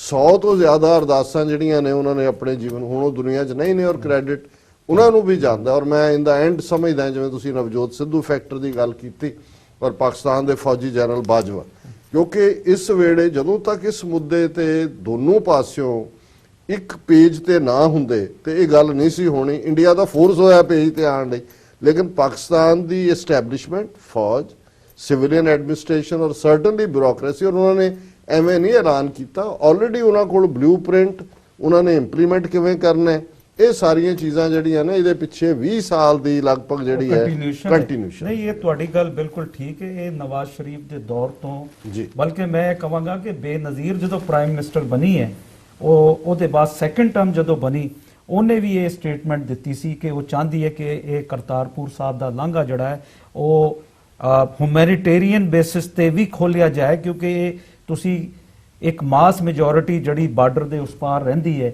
ਤੁਸੀਂ ਉਹਨੂੰ ਰੋਕ ਕੇ ਯਾਨੀ ਤੁਸੀਂ ਇਹ ਯਾਨੀ ਜ਼ਿਆਦਤੀ ਕਰਦੇ ਹੋ। ਲੇਕਿਨ ਇਹ ਕਿ ਇਹ ਕੰਟੀਨਿਊਸ਼ਨ ਸੀ ਜਿਹੜੀ ਬੇਨਜ਼ੀਰ ਨਵਾਜ਼ ਸ਼ਰੀਫ ਮੁਸ਼ਰਫ ਦੇ ਦੌਰ ਦੇ ਅੰਦਰ ਇਹਦੇ ਉੱਤੇ ਕਾਫੀ ਕੰਮ ਹੋਇਆ। ਮਤਲਬ ਸਾਹਿਬ ਮੈਂ ਥੋੜਾ ਜਿਹਾ ਇੱਥੇ ਡਿਫਰ ਕਰਾਂਗਾ ਤੁਹਾਡੇ ਨਾਲ। ਮੈਨੂੰ ਇਹ ਲੱਗਦਾ ਹੈ ਵੀ ਜਿਵੇਂ ਅੱਜ ਸਾਡਾ ਇਹ ਥੋੜਾ ਜਿਹਾ ਫੀਅਰ ਵੀ ਹੈ ਕਿ ਜਿੰਨੀ ਪੋਜ਼ਿਟਿਵਿਟੀ ਦੇ ਨਾਲ ਇਮਰਾਨ ਖਾਨ ਸਾਹਿਬ ਇੰਡੀਆ ਨੂੰ ਗੱਲਬਾਤ ਦਾ ਸੱਦਾ ਦੇ ਰਹੇ ਨੇ, ਅਪਰੋਚ ਕਰ ਰਹੇ ਨੇ, ਇਮਾਨਦਾਰ ਨੇ, ਲੇਕਿਨ ਇਧਰ ਬੇਈਮਾਨਾਂ ਦਾ ਟੋਲ ਹੈ। ਉਸ ਪੀਰੀਅਡ 'ਚ ਵੀ ਸਿੱਖ ਫੈਕਟਰ ਜਿਹੜੀ ਬੇਨਜ਼ੀਰ ਉਹਨਾਂ ਦੀ ਟਰਮ ਵੇਲੇ ਉਧਰ ਰਾਜੀਵ ਗਾਂਧੀ ਪ੍ਰਾਈਮ ਮਿਨਿਸਟਰ ਬਣੇ, ਔਰ ਜਿਹੜੀ ਗੱਲ ਬੀਬੀ ਬੇਨਜ਼ੀਰ ਭੁੱਟੋ ਨੇ ਆਪਣੀ ਜਾਣ ਤੋਂ ਕੁਝ ਸਮਾਂ ਪਹਿਲਾਂ, ਦੁਨੀਆ ਤੋਂ ਰੁਖਸਤ ਹੋਣ ਤੋਂ ਪਹਿਲਾਂ ਇੱਕ ਬਿਆਨ 'ਚ ਕਹੀ ਸੀ ਕਿ ਜੀ ਅਸੀਂ ਇਹ ਗੱਲ ਤੇ ਐਗਰੀ ਹੋਏ ਸੀ ਕਿ ਭਾਰਤ ਕਾਰਗਿਲ ਤੋਂ ਆਪਣੀ ਫੌਜ ਕੱਢੇਗਾ ਔਰ ਇਹ ਜਿਹੜਾ ਸਿਆਚਨ ਤੋਂ ਫੌਜ ਕੱਢੇਗਾ ਔਰ ਅਸੀਂ ਜਿਹੜਾ ਸਿੱਖ ਆਜ਼ਾਦੀ ਦੀ ਲਹਿਰ ਹੈ ਇਹਨੂੰ ਦਬਾਉਣ 'ਚ ਤੁਹਾਡੀ ਮਦਦ ਕਰਾਂਗੇ। ਵੀ ਅਸੀਂ ਆਪਣਾ ਹਿੱਸਾ ਜਿਹੜਾ ਉਹ ਕੀਤਾ, ਆਪਣਾ ਪਾਰਟ, ਉਹਨੇ ਜਿਹੜਾ ਉਹ ਵਾਅਦਾ ਨਹੀਂ ਨਿਭਾਇਆ। ਸੋ ਮੈਨੂੰ ਇਹ ਲੱਗਦਾ ਹੈ ਕਿ ਵੀ ਇਹ ਬੇਸ਼ੱਕ ਕੁਛ ਨਾ ਕੁਛ ਬਿਊਰੋਕ੍ਰੈਟਿਕ ਲੈਵਲ ਤੇ ਹੋਇਆ ਹੋਏਗਾ, ਪਰ ਬੇਨਜ਼ੀਰ ਵੀ ਉਸ ਵੇਲੇ ਜਿਹੜਾ ਉਹ ਰਾਜੀਵ ਗਾਂਧੀ ਦੀ ਸਪੈਲ ਦੇ ਵਿੱਚ ਆਈ ਕਿ ਵੀ ਚਲੋ ਇਹ ਜੇ ਹੁਣ ਕੋਈ ਅਮਨ ਅਮਾਨ ਹੁੰਦਾ ਹੈ ਦੋਨੋਂ ਪਾਸਿਓਂ, ਪਰ ਉਹਨਾਂ ਦਾ ਏਜੰਡਾ ਜਿਹੜਾ ਉਹ ਬਿਲਕੁਲ ਟੋਟਲੀ ਡਿਫਰੈਂਟ। ਮੈਂ ਤੁਹਾਡੀ ਗੱਲ ਤੋਂ ਸਹਿਮਤ ਹਾਂ, ਲੇਕਿਨ ਇਹ ਕਿ ਉਹ ਕਿਉਂਕਿ ਇੱਕ ਤਵੀਲ ਮਾਰਸ਼ਲ ਤੋਂ ਉਹ ਖਾਨਦਾਨ ਵਾਪਸ ਆਇਆ ਸੀ ਤੇ ਉਸ ਵੇਲੇ ਜਿਹੜੀ ਐਸਟੈਬਲਿਸ਼ਮੈਂਟ ਸੀ ਉਹ ਬੇਨਜ਼ੀਰ, ਕਿਉਂਕਿ ਜੇ ਸੈਕੰਡਰੀ ਸੋਰਸ ਤੋਂ ਕੋਈ ਗੱਲ ਆਏ ਫਿਰ ਤੁਸੀਂ ਡਿਫਰੈਂਟ ਕਹਿੰਦੇ, ਇਹ ਉਹਨਾਂ ਦੀ ਆਪਣਾ ਫਰਮ ਹਾਰਸ ਮਾਊਥ ਹੈ ਉਹਨਾਂ ਦੀ। ਲੇਕਿਨ ਜਿਹੜੀ statement being a prime minister ਦਿੱਤੀ ਸੀ, ਮੈਂ ਕਿਉਂਕਿ ਜਦੋਂ ਤੁਸੀਂ ਪ੍ਰਧਾਨ ਮੰਤਰੀ ਕਿਸੇ ਮੁਲਕ ਦੇ ਹੁੰਦੇ ਹੋ ਤੁਹਾਡੀ ਸਟੇਟਮੈਂਟ ਬੜੀ ਮਾਇਨੇ ਰੱਖਦੀ ਹੈ। ਲੇਕਿਨ ਇਮਰਾਨ ਖਾਨ ਨੂੰ ਕ੍ਰੈਡਿਟ ਇਸ ਕਰਕੇ ਜਾਂਦਾ ਹੈ ਕਿ ਉਹਨੇ ਹਮੇਸ਼ਾ ਉਹ ਦਲੇਰ ਹੈ ਤੇ ਉਹਨੇ ਦਲੇਰ ਫੈਸਲੇ ਕੀਤੇ। 3 ਮਹੀਨੇ ਦੇ ਅੰਦਰ ਉਹਨੇ ਉਹ ਕਰਿਸ਼ਮਾ ਕਰਕੇ ਵਿਖਾਇਆ ਜਿਹੜੇ ਲੋਕ 71 ਵਰਿਆਂ ਦੇ ਅੰਦਰ ਨਹੀਂ ਕਰ ਸਕੇ। ਔਰ ਹੁਣੇ ਵੀ ਇਹ ਜਿਹੜੀ ਬੈਕਡੋਰ ਡਿਪਲੋਮੇਸੀ ਹੈ, ਇਹ ਜ਼ਰੂਰੀ ਨਹੀਂ ਸੀ ਕਿ 3 ਮਹੀਨੇ ਦੇ ਅੰਦਰ ਕੋਈ ਗਿੱਦੜ ਸਿੰਘੀ ਇਦਾਂ ਦੀ ਆਈ ਕਿ ਇਹ ਫੈਸਲਾ ਹੋ ਗਿਆ, ਲੇਕਿਨ ਭਾਰਤ ਦੀ ਸਰਕਾਰ ਜਿਹੜੀ ਆ ਉਹ ਇਸ ਤੇ ਇੰਪਲੀਮੈਂਟ ਨਹੀਂ ਕਰਨਾ ਚਾਹੁੰਦੀ ਸੀ, ਕਿਉਂਕਿ ਉਹ ਅੱਜ ਵੀ ਉਹਨਾਂ ਦੀ ਕੋਸ਼ਿਸ਼ ਹੈ ਕਿ ਪੰਜਾਬ ਨੂੰ ਜਿਸ ਤਰ੍ਹਾਂ ਉਹਨਾਂ ਨੇ 3 ਹਿੱਸਿਆਂ ਦੇ ਅੰਦਰ ਉਹਦਾ ਬਿਖੇਰਾ ਕੀਤਾ ਹੈ, ਉਹਨਾਂ ਦੀ ਅੱਜ ਵੀ ਇਹੀ ਕੋਸ਼ਿਸ਼ ਹੈ ਕਿ ਪੰਜਾਬ ਦੇ ਜਿਹੜੇ ਲੋਕ ਆ ਉਹਨਾਂ ਨੂੰ ਉਹ ਆਪਣੇ ਕੰਟਰੋਲ ਦੇ ਅੰਦਰ ਰੱਖੇ। ਇਹੀ ਕਾਰਨ ਹੈ ਕਿ ਉਹ ਅਕਾਲੀ ਦਲ ਔਰ ਕਾਂਗਰਸ ਜਿਹਦੀ ਵੀ ਪੰਜਾਬ ਦੇ ਅੰਦਰ ਹਕੂਮਤਾਂ ਆਈਆਂ, ਉਹਨਾਂ ਨੇ ਸਿਵਾਏ ਇਸ ਵਿਸ਼ੇ ਤੇ, ਇਸ ਮੁੱਦੇ ਤੇ ਬਿਆਨਬਾਜ਼ੀ ਦੇ ਇਲਾਵਾ ਕੋਈ ਹੋਰ ਗੱਲ ਨਹੀਂ ਕੀਤੀ ਜੀ। ਔਰ ਉਹਦੇ ਮਲਕ ਸਾਹਿਬ ਇੱਕ ਦਿਲਚਸਪ ਗੱਲ ਇਹ ਹੈ ਕਿ 20 ਤਰੀਕ ਨੂੰ ਉਹਨਾਂ ਦੀ ਕੈਬਨਿਟ ਦੀ ਮੀਟਿੰਗ ਹੁੰਦੀ ਹੈ। ਉਹਨਾਂ ਦਾ ਜਿਹੜਾ ਮਿਨਿਸਟਰ ਹੈ, ਕਲਚਰਲ ਮਿਨਿਸਟਰ ਸ਼ਾਇਦ ਮਹੇਸ਼ ਕੁਮਾਰ, ਉਹ ਇਹ ਕਹਿੰਦਾ ਹੈ ਜੀ ਕਿ ਅਸੀਂ ਇਹ ਕਰਤਾਰਪੁਰ ਦੇ ਲਾਂਘੇ ਦੀ ਗੱਲ, ਇਹ ਸਿਕਿਉਰਿਟੀ ਰਿਸਕ ਹੈ, ਅਸੀਂ ਨਹੀਂ ਕਰ ਸਕਦੇ। ਅਸੀਂ ਸਾਇੰਸ ਐਂਡ ਟੈਕਨੋਲੋਜੀ ਮਿਨਿਸਟਰੀ ਨੂੰ ਕਿਹਾ ਹੈ ਕਿ ਉਹ ਇੱਕ ਹਾਈ ਪਾਵਰਡ ਟੈਲੀਸਕੋਪ ਉੱਥੇ ਇੰਸਟਾਲ ਕਰ ਦੇ। ਅਸੀਂ ਇੱਕ ਵੱਡੀ ਸਕਰੀਨ ਦਾ ਵੀ ਪ੍ਰਬੰਧ ਕਰਾਂਗੇ ਔਰ ਤਾਂ ਕਿ ਸਿੱਖ ਉੱਥੋਂ ਉਹਦੇ ਦਰਸ਼ਨ ਕਰ ਸਕਣ।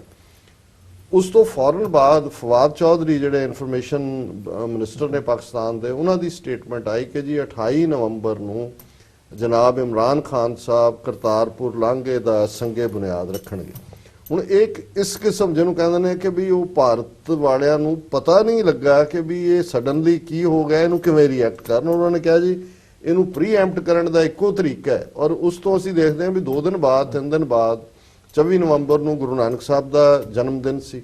ਇਹਨਾਂ ਨੇ ਫੌਰਨ ਪ੍ਰੋਗਰਾਮ ਬਣਾਇਆ। ਸੁਖਬੀਰ ਬਾਦਲ ਦੀ ਕੋਠੀ ਮੋਦੀ ਵੀ ਪਹੁੰਚ ਗਿਆ, ਉੱਥੇ ਇੱਕ ਪੂਰਾ ਦੀਵਾਨ ਹੋਇਆ।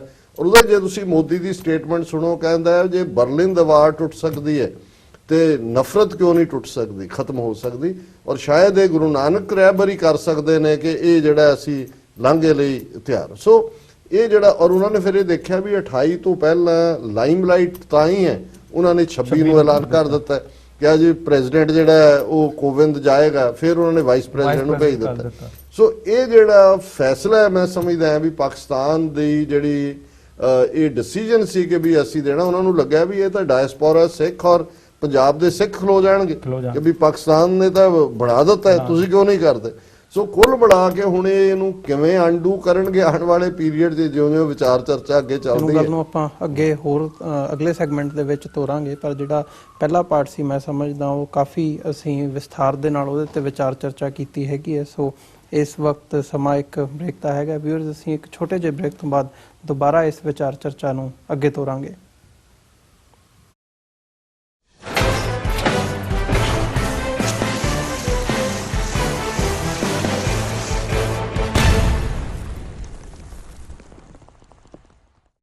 ਵਿਊਅਰਸ, ਬ੍ਰੇਕ ਤੋਂ ਬਾਅਦ ਤੁਹਾਡੇ ਸਾਰਿਆਂ ਦਾ ਸਵਾਗਤ ਹੈ। ਜਿਵੇਂ ਅਸੀਂ ਪਹਿਲੇ ਸੈਗਮੈਂਟ ਦੇ ਵਿੱਚ ਡਾਕਟਰ ਅਮਰਜੀਤ ਸਿੰਘ ਤੇ ਸੀਨੀਅਰ ਜਰਨਲਿਸਟ ਸਲੀਮ ਮਲਿਕ ਸਾਡੇ ਨਾਲ ਇਸ ਵਕਤ ਮੌਜੂਦ ਨੇ। ਅਸੀਂ ਗੱਲਬਾਤ ਕੀਤੀ ਹੈਗੀ ਹੈ ਕਿ ਕਿਵੇਂ ਜਿਹੜਾ ਕਰਤਾਰਪੁਰ ਕੋਰੀਡੋਰ ਹੁਣ ਹੋਂਦ ਦੇ ਵਿੱਚ ਆਉਣ ਜਾ ਰਿਹਾ ਹੈ, ਇਹਦੀ ਬੈਕਗਰਾਉਂਡ ਕੀ ਹੈਗੀ, ਉਹਦੇ ਤੇ ਡਾਕਟਰ ਸਾਹਿਬ ਨੇ ਵੀ ਵਿਸਥਾਰ ਦੇ ਨਾਲ ਜਾਣਕਾਰੀ ਦਿੱਤੀ ਹੈ। ਤੇ ਪਾਕਿਸਤਾਨੀ ਕਮਿਊਨਿਟੀ ਦੇ ਬਿਹਾਫ ਦੇ ਉੱਤੇ ਸਲੀਮ ਮਲਿਕ ਸਾਹਿਬ ਨੇ ਵੀ ਉਸ ਦੇ ਉੱਤੇ ਜਿਹੜਾ ਆਪਣੇ ਜਿਹੜੇ ਵਿਚਾਰ ਹੈਗੇ ਨੇ ਉਹ ਰੱਖੇ ਨੇ। ਸੋ ਹੁਣ ਅਸੀਂ ਆਉਣ ਵਾਲੇ ਸਮੇਂ ਦੇ ਵਿੱਚ ਜਦੋਂ ਇਹ ਐਕਚੁਅਲੀ ਐਗਜ਼ਿਸਟੈਂਸ ਦੇ ਵਿੱਚ ਆਉਣਾ ਹੈਗਾ ਤਾਂ ਕੀ ਪੋਸੀਬਿਲਿਟੀਜ਼ ਇਹਦੀਆਂ ਹੋ ਸਕਦੀਆਂ ਨੇ, ਤੇ ਕੀ ਨੈਗੇਟਿਵਿਟੀ ਵਾਲਾ ਜਿਹੜਾ ਫੈਕਟਰ ਹੈਗਾ ਉਹ ਕਿਵੇਂ ਇਹ ਸਾਰੇ ਪਾਰਟ ਨੂੰ ਇੰਪੈਕਟ ਕਰ ਸਕਦਾ ਹੈ। ਇਹਦੇ ਤੇ ਗੱਲਬਾਤ ਜਿਹੜੀ ਹੈਗੀ ਹੈ ਉਹ ਅੱਗੇ ਤੋਰਦੇ ਹਾਂ। ਡਾਕਟਰ ਸਾਹਿਬ, ਮੈਂ ਤੁਹਾਡੇ ਵੱਲ ਆਵਾਂ। ਜਿਹੜੀਆਂ ਪੋਸੀਬਿਲਿਟੀਜ਼ ਹੈਗੀਆਂ ਨੇ, ਇੱਕ ਤਾਂ ਆਪਸੀ ਸਾਂਝ ਦੀ ਗੱਲ ਕੀਤੀ ਹੈ, ਧਾਰਮਿਕ ਇੱਕ ਮਿਸਟਿਕ ਸਾਂਝ ਹੈਗੀ ਹੈ ਜਿਹਦਾ ਬੈਕਗਰਾਉਂਡ ਤੁਸੀਂ ਦਿੱਤਾ ਵਿਸਥਾਰ ਦੇ ਨਾਲ 1947 ਈਵਨ ਉਹਦੇ ਤੋਂ ਬਿਯੋਂਡ ਜਾਂਦੇ ਆ ਕਿ ਕੀ ਹੈਗਾ। ਪਰ ਇਹਦੇ ਹੋਰ ਕੀ ਜਿਹੜੀਆਂ ਪੋਸੀਬਿਲਿਟੀਜ਼ ਨੇ ਜਾਂ ਇੰਪੈਕਟਸ ਹੈਗੇ ਆ ਪੰਜਾਬ ਦੇ ਲਈ, ਦੋਵੇਂ ਪੰਜਾਬਾਂ ਦੇ ਲਈ ਜਾਂ ਇੰਡੀਆ ਤੇ ਪਾਕਿਸਤਾਨ ਦੇ ਲਈ, ਉਹਨੂੰ ਕਿਵੇਂ ਦੇਖਦੇ ਹੋ? ਦੇਖੋ, ਮੈਂ ਇਹ ਸਮਝਦਾ ਹਾਂ ਵੀ ਇਹ ਜਿੱਥੇ ਇੱਕ ਬੜਾ ਮਜ਼ਬੂਤ ਕਦਮ ਹੈ ਪਾਕਿਸਤਾਨ ਵੱਲੋਂ ਸਿੱਖਾਂ ਦੇ ਲਈ, ਇਹ ਗੁੱਡਵਿਲ ਔਰ ਉਹਨਾਂ ਦੀਆਂ ਸ਼ੁਭ ਕਾਮਨਾਵਾਂ, ਔਰ ਜਿਵੇਂ ਪਾਕਿਸਤਾਨੀ ਕੌਮ ਨੇ ਸਮੁੱਚੇ ਤੌਰ ਤੇ, ਕਿਉਂਕਿ ਅਸੀਂ ਆਪਣੇ ਸੱਚੋ ਸੱਚ ਸੈਗਮੈਂਟ 'ਚ ਮੈਂ ਦੇਖਦੇ ਹਾਂ ਕਿ ਹਜ਼ਾਰਾਂ ਦੀ ਗਿਣਤੀ 'ਚ ਕਾਮੈਂਟ 'ਚੋਂ ਤੁਹਾਨੂੰ 3-4 ਕਾਮੈਂਟ ਜਿਹੜੇ ਕਿ ਗੈਰ ਮੁਸਲਿਮ ਨਾਵਾਂ ਵਾਲੇ ਜਾਂ ਕਈਆਂ ਨੇ ਜਾਲੀ ਆਈਡੀ ਤੋਂ ਨੇ ਨੈਗੇਟਿਵ ਹੋਣਗੇ। ਕਿ ਜਿਵੇਂ ਸਿੱਖਾਂ ਨੇ ਖੁਸ਼ੀ ਮਹਿਸੂਸ ਕੀਤੀ ਉਹਨੂੰ ਰੈਸੀਪ੍ਰੋਕੇਟ ਹੀ ਨਹੀਂ ਕੀਤਾ, ਉਸ ਤੋਂ ਵੀ ਜ਼ਿਆਦਾ ਅਸੀਂ ਖੁਸ਼ੀ ਦੇਖਦੇ ਹਾਂ। ਔਰ ਮੈਂ ਇਹ ਸਮਝਦਾ ਵੀ ਜੇ ਪਾਕਿਸਤਾਨ ਦੇ ਨੁਕਤਾ ਨਿਗਾਹ ਤੋਂ ਵੀ ਦੇਖੀਏ, ਜਿੱਥੇ ਪਾਕਿਸਤਾਨ ਦਾ ਇੱਕ ਚੰਗਾ ਇਮੇਜ ਦੁਨੀਆ ਦੇ ਵਿੱਚ ਗਿਆ, ਕਿਉਂਕਿ ਇਸ ਗੱਲ ਨੂੰ ਯਕੀਨੀ ਬਣਾਇਆ ਪਾਕਿਸਤਾਨ ਸਰਕਾਰ ਨੇ ਕਿ ਬਹੁਤ ਸਾਰੇ ਦਰਜਨਾਂ ਡਿਪਲੋਮੈਟ ਜਿਹੜੇ ਜਹਾਜ਼ ਰਾਹੀਂ ਉੱਥੇ ਲਿਆਂਦੇ ਗਏ, ਉਹਨਾਂ ਨੇ ਵੀ ਉਸ ਸਮਾਗਮ ਦੇ ਵਿੱਚ ਪਾਰਟਿਸਿਪੇਸ਼ਨ ਕੀਤੀ ਔਰ ਉਹਨਾਂ ਨੇ ਇਹ ਦੱਸਿਆ ਕਿ ਵੀ ਪਾਕਿਸਤਾਨ ਗੱਲਬਾਤ ਦਾ ਇੱਛਕ ਹੈ, ਉਹ ਚਾਹੁੰਦਾ ਹੈ ਵੀ ਮਸਲੇ ਗੱਲਬਾਤ ਨਾਲ ਹੱਲ ਹੋਣ। ਔਰ ਮੈਂ ਸਮਝਦਾ ਵੀ ਇਹਦੇ ਨਾਲ ਆਉਣ ਵਾਲੇ ਪੀਰੀਅਡ 'ਚ, ਜਿਹਨੂੰ ਅੱਜ ਕੱਲ੍ਹ ਇੱਕ ਟਰਮ ਰਿਲੀਜੀਅਸ ਟੂਰਿਜ਼ਮ ਕਹਿੰਦੇ ਨੇ ਜੀ, ਪਾਕਿਸਤਾਨ ਦੇ ਵਿੱਚ ਬਹੁਤ ਪੋਸੀਬਿਲਿਟੀ ਹੈ। ਇਕੱਲੇ ਗੁਰਦੁਆਰਿਆਂ ਦੀ ਗੱਲ ਨਹੀਂ ਹੈ, ਸਾਡਾ 80% ਵਿਰਸਾ ਜਿਹੜਾ ਉਹ ਪਾਕਿਸਤਾਨ ਦੇ ਵਿੱਚ ਹੈ, ਲੈਗੇਸੀ ਸਿੱਖ ਰਾਜ ਦੀ, ਗੁਰੂ ਸਾਹਿਬਾਨ ਦੇ ਪੀਰੀਅਡ ਦੀ, ਔਰ ਉਹ ਸਾਰੀ ਜਿਹੜੀ ਹੈ ਉਹ ਪਾਕਿਸਤਾਨ ਸਾਰੇ ਦੇ ਵਿੱਚ ਹੈ। ਔਰ ਇਹਦੇ ਨਾਲ ਔਰ ਇਸ ਵੇਲੇ ਜਿਹੜਾ 5 ਮਿਲੀਅਨ ਸਿੱਖ ਡਾਇਸਪੋਰਾ ਹੈ, ਜਿਹੜਾ ਖਾਂਦਾ ਪੀਂਦਾ ਹੈ, ਖੁਸ਼ਹਾਲ ਹੈ, ਜੇ ਈਵਨ ਲਾਂਘੇ ਨਾਲ ਤਾਂ ਉੱਥੋਂ ਦੇ ਸਿੱਖਾਂ ਨੂੰ ਮੌਕਾ ਮਿਲੇਗਾ ਆਉਣ ਦਾ ਔਰ ਜਿਹੜਾ ਉਹ ਦਰਸ਼ਨ ਦੀਦਾਰ ਕਰਨਗੇ। ਪਰ ਜਿਹੜੀ ਗੁੱਡਵਿਲ ਪਾਕਿਸਤਾਨ ਲਈ ਪੈਦਾ ਹੋਈ ਹੈ ਇਸ ਵੇਲੇ ਸਿੱਖ ਕੌਮ 'ਚ, ਸਿੱਖ ਵੱਡੀ ਗਿਣਤੀ 'ਚ ਆਉਣ ਵਾਲੇ ਪੀਰੀਅਡ ਦੇ ਵਿੱਚ ਪਾਕਿਸਤਾਨ ਵੱਲ ਜਾਣਗੇ, ਛੁੱਟੀਆਂ ਕੱਟਣ, ਆਪਣੇ ਬੱਚਿਆਂ ਨੂੰ ਲੈ ਕੇ ਜਾਣਗੇ। ਸੋ ਉਹਦੇ ਨਾਲ ਜਿਹੜਾ ਇਕਨੋਮਿਕਲ ਫੈਕਟਰ ਹੈ ਦੁਨੀਆ ਦੇ ਵਿੱਚ, ਜੇ ਫਾਇਦਾ ਕਿਸੇ ਤੋਂ ਨਾ ਹੁੰਦਾ ਹੋਏ ਕਿਸੇ ਨੂੰ, ਤੇ ਉਹ ਸਟੈਪ ਐਗਜ਼ਿਸਟ ਨਹੀਂ ਕਰਦੇ। ਔਰ ਮੈਂ ਰੀਅਲਿਸਟਿਕਲੀ ਸਮਝਦਾ ਕਿ ਇਹਦੇ ਨਾਲ ਪਾਕਿਸਤਾਨ ਦੇ ਵਿੱਚ ਜਿਹੜਾ ਰਿਲੀਜੀਅਸ ਟੂਰਿਜ਼ਮ ਹੈ ਉਹ ਵੀ ਬਹੁਤ ਵਧੇਗਾ। ਜਿੱਥੇ ਜਾਣਾ ਹੈ ਉਹਨਾਂ ਨੇ ਹੋਟਲ ਵੀ ਬਣਨੇ ਨੇ, ਰਹਿਣ ਦਾ ਵੀ ਹੈ, ਉਹਨਾਂ ਨੇ ਖਰਚ ਵੀ ਕਰਨਾ ਹੈ, ਉਹਨਾਂ ਨੇ ਸ਼ਾਪਿੰਗ ਵੀ ਕਰਨੀ ਹੈ। ਸੋ ਮੈਂ ਕੁੱਲ ਮਿਲਾ ਕੇ ਇਹ ਦੇਖਦਾ ਔਰ ਦੁਨੀਆ ਦੇ ਵਿੱਚ ਜਿਹੜੀ ਸਾਡੀ ਦੋਨਾਂ ਕੌਮਾਂ ਦੀ ਸਾਂਝ ਹੈ, ਅੱਜ ਦੋਵੇਂ ਪੰਜਾਬਾਂ 'ਚੋਂ ਵੀ, ਉੱਧਰੋਂ ਵੀ ਪਾਕਿਸਤਾਨੀ ਵੱਡੀ ਗਿਣਤੀ 'ਚ ਬਾਹਰ ਨੇ। ਸੋ ਅਸੀਂ ਬਾਹਰ ਵੀ ਜਿਹੜਾ ਸਾਡਾ ਹੁਣ ਤੱਕ ਕਿਵੇਂ ਇਹਨਾਂ ਨੇ ਇੱਕ ਨੈਗੇਟਿਵ ਪ੍ਰੋਪੇਗੈਂਡਾ ਕਰਕੇ ਦੋਨਾਂ ਕੌਮਾਂ ਨੂੰ ਵੰਡਿਆ ਹੋਇਆ ਸੀ, ਬਾਹਰ ਵੀ ਚੈਲੰਜਸ ਨੇ। ਅਸੀਂ ਅੱਜ ਪੱਛਮੀ ਸੁਸਾਇਟੀ ਹੋਏ, ਉਹਦੇ 'ਚ ਜ਼ੀਨੋਫੋਬੀਆ ਵੀ ਹੈ, ਇਸਲਾਮੋਫੋਬੀਆ ਵੀ ਹੈ, ਅਸੀਂ ਵੀ ਹੇਟ ਕ੍ਰਾਈਮ ਨੂੰ ਫੇਸ ਕਰਦੇ ਹਾਂ। ਮੁਸਲਮਾਨ ਹੋਣਾ ਵੀ ਇੱਕ ਗੁਨਾਹ ਬਣਾ ਦਿੱਤਾ ਗਿਆ ਇਹਨਾਂ ਮੁਲਕਾਂ ਦੇ ਵਿੱਚ, ਹੇਟ ਕ੍ਰਾਈਮ ਜਿੰਨੇ ਨੇ। ਸੋ ਉਹਦੇ 'ਚ ਬਹੁਤ ਸਾਰੀ ਸਾਡੀ ਸਾਂਝ। ਔਰ ਜਿਵੇਂ ਇੰਡੀਆ ਨੇ ਇੱਥੇ ਅਮਰੀਕਾ 'ਚ ਵੀ ਕਦੇ ਕਹਿਣਗੇ ਅਸੀਂ 5 ਮਿਲੀਅਨ ਹੈ, ਅਸੀਂ 4 ਮਿਲੀਅਨ ਹੈ। ਹੁਣ ਜੇ 1 ਮਿਲੀਅਨ ਸਿੱਖ ਅਮਰੀਕਾ 'ਚ ਰਹਿੰਦਾ ਹੈ ਔਰ ਇੱਥੇ ਲਗਭਗ 5 ਮਿਲੀਅਨ ਜਾਂ 6 ਮਿਲੀਅਨ ਜਿਹੜਾ ਹੈ ਉਹ ਦੂਸਰੇ ਪਾਸਿਓਂ ਸਾਡੇ ਨਾਲ ਜੁਆਇਨ ਕਰਦੇ ਨੇ, ਤੇ ਬਹੁਤ ਕੁਝ ਅਸੀਂ ਜਿਹੜਾ ਅੱਗੇ ਈਵਨ ਬਾਹਰ ਵੀ ਜਿਹੜਾ। ਔਰ ਐਵੇਂ ਨਹੀਂ ਸਾਡੇ ਦੁਸ਼ਮਣ ਨੇ ਹਰ ਪਿਛਲੇ ਤੁਸੀਂ ਦੇਖੋ ਵੀ ਚੀਕਾਂ ਕਿਵੇਂ ਮਾਰ ਰਹੇ ਨੇ ਇਸ ਸਾਰੇ ਮੁੱਦੇ ਦੇ ਉੱਤੇ। ਉਹਨਾਂ ਦਾ ਮੀਡੀਆ ਹੀ ਨਹੀਂ, ਉਹਨਾਂ ਦੇ ਮਿਨਿਸਟਰ ਉਹ ਸੁਸ਼ਮਾ ਸਵਰਾਜ, ਅੱਜ ਜਨਰਲ ਰਾਵਤ ਦੀ ਸਟੇਟਮੈਂਟ ਹੈ ਕਿ ਜੀ ਪਾਕਿਸਤਾਨ ਨਾਲ ਸਾਡੇ ਨਾਰਮਲ ਤਾਂ ਹੀ ਹੋ ਸਕਦੇ ਨੇ ਜੇ ਪਾਕਿਸਤਾਨ ਸੈਕੂਲਰ ਸਟੇਟ ਬਣੇ, ਉਹ ਤਾਂ ਇਸਲਾਮਿਕ ਸਟੇਟ ਹੈ। ਸੋ ਜ਼ਾਹਰਾ ਤੌਰ ਤੇ ਜਿਹੜਾ ਮੈਂ ਜੇ ਆਪਣੀ ਯਾਦਾਸ਼ਤ ਦੇਖਣਾ ਹੋਏ ਕਿ ਇੱਦਾਂ ਇੰਡੀਆ ਕਦੋਂ ਰੈਟਲ ਹੋਇਆ, ਉਹ ਮੌਕਾ ਸੀ ਜਦੋਂ 1998 ਚ ਇੰਡੀਆ ਨੇ ਨਿਊਕਲੀਅਰ ਧਮਾਕੇ ਕੀਤੇ 5। ਉਹ ਸਮਝਦੇ ਸੀ ਕਿ ਪਾਕਿਸਤਾਨ ਦਾ ਨਿਊਕਲੀਅਰ ਪ੍ਰੋਗਰਾਮ ਬਲਫ ਹੈ, ਪਰ ਜਦੋਂ 2 ਹਫ਼ਤੇ ਦੇ ਵਿੱਚ ਪਾਕਿਸਤਾਨ ਨੇ 5 ਦੇ 6 ਕੀਤੇ ਤੇ ਜਿਹੜਾ ਉਦੋਂ ਰਿਐਕਸ਼ਨ ਸੀ, ਉਹਨਾਂ ਨੂੰ ਪਤਾ ਹੀ ਨਹੀਂ ਸੀ ਲੱਗ ਰਿਹਾ ਵੀ ਕੀ ਕਰ। ਉਦੋਂ ਅਡਵਾਨੀ ਦਾ ਮੂੰਹ ਦੇਖਣ ਵਾਲਾ ਸੀ, ਵਾਜਪਾਈ ਦਾ ਦੇਖਣ ਵਾਲਾ, ਬਾਕੀ ਸਾਰੇ ਜੀ। ਅੱਜ ਐਗਜ਼ੈਕਟਲੀ ਉਹਨਾਂ ਨੂੰ ਇਹ ਪਤਾ ਨਹੀਂ ਲੱਗ ਰਿਹਾ ਵੀ ਸਿੱਖ ਕੌਮ ਰੀਜੋਇਸ ਕਰ ਰਹੀ ਹੈ। ਨਵਜੋਤ ਸਿੱਧੂ ਜਿਹੜਾ ਕੋਈ ਬਹੁਤਾ ਆਈਡੀਅਲ ਸਿੱਖ ਨਹੀਂ ਹੈ, ਉਹ ਹਵਨ ਵੀ ਕਰਵਾਉਂਦਾ, ਲਾਲ ਧਾਗਾ ਵੀ ਬੰਨਿਆ ਹੋਇਆ 5 ਵਾਰੀ 6 ਵਾਰੀ ਬੀਜੇਪੀ ਦੇ ਵੀ।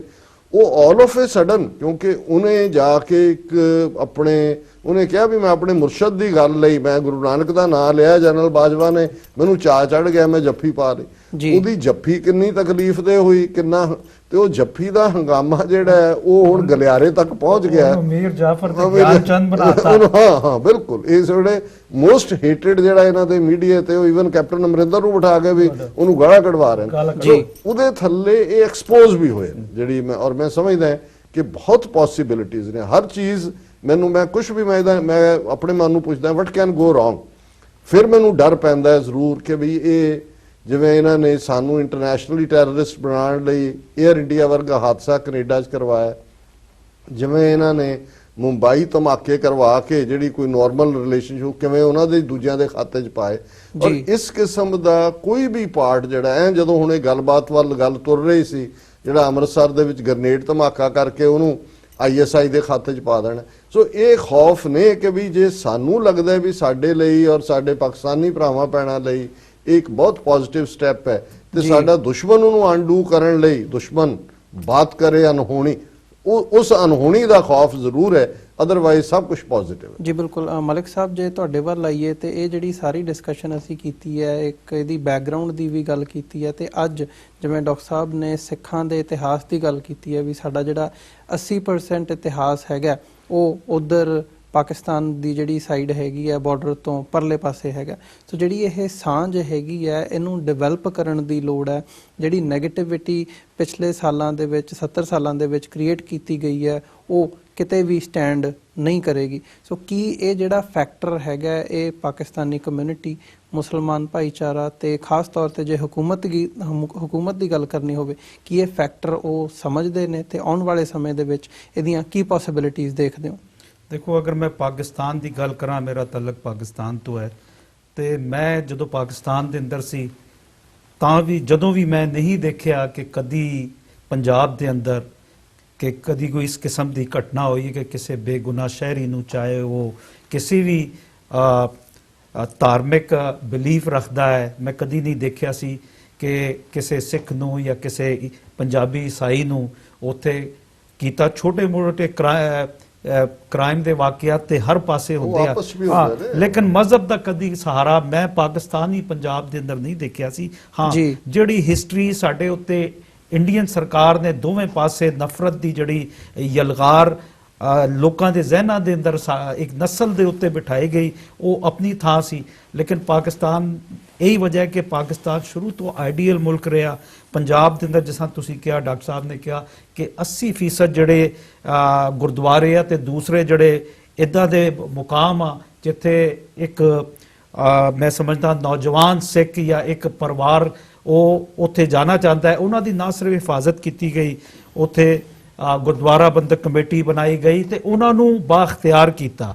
ਇਸ ਅਗਰ ਤੁਸੀਂ ਇਸ ਤੇ ਤੁਸੀਂ ਦੇਖੋ ਤਾਂ ਇੰਡੀਅਨ ਪੰਜਾਬ ਦੇ ਅੰਦਰ 3-4 ਦਿਨ ਅੰਦਰ ਰਾਜਨੀਤੀ ਦੇ ਅੰਦਰ ਸਿਰਫ ਰੋਟੀਆਂ ਸੇਕਣ ਦੇ ਇਲਾਵਾ ਇਸ ਮੁੱਦੇ ਤੇ ਕੋਈ ਗੱਲ ਨਹੀਂ ਹੋਈ, ਬਲਕਿ ਅਗਰ ਕੈਪਟਨ ਅਮਰਿੰਦਰ ਸਿੰਘ ਜਿਹੜਾ ਹੈ ਉਹ ਇਸ ਵੇਲੇ ਇੱਕ ਮਾਸ ਮੈਜੋਰਿਟੀ ਮੀਡੀਆ ਦਾ ਹੀਰੋ ਬਣਿਆ ਹੈ, ਔਰ ਉਹ ਜੋ ਕੁਝ ਉਹ ਸਟੇਟਮੈਂਟਾਂ ਦੇ ਰਿਹਾ ਹੈ, ਔਰ ਜਿਸ ਤਰ੍ਹਾਂ ਉਹ ਡਾਕਟਰ ਸਾਹਿਬ ਨੇ ਗੱਲ ਕੀਤੀ ਕਿ ਜਿਹੜਾ ਗ੍ਰਨੇਡ ਦਾ ਵਾਕਿਆ ਅੰਮ੍ਰਿਤਸਰ ਦੇ ਅੰਦਰ ਹੋਇਆ ਸੀ, ਉਹਨੂੰ ਕਿਸ ਤਰ੍ਹਾਂ ਉਹਨੇ ਪਾਕਿਸਤਾਨ ਦੇ ਗਵਰਨਰ ਖਾਤੇ ਦੇ ਅੰਦਰ ਪਾਇਆ।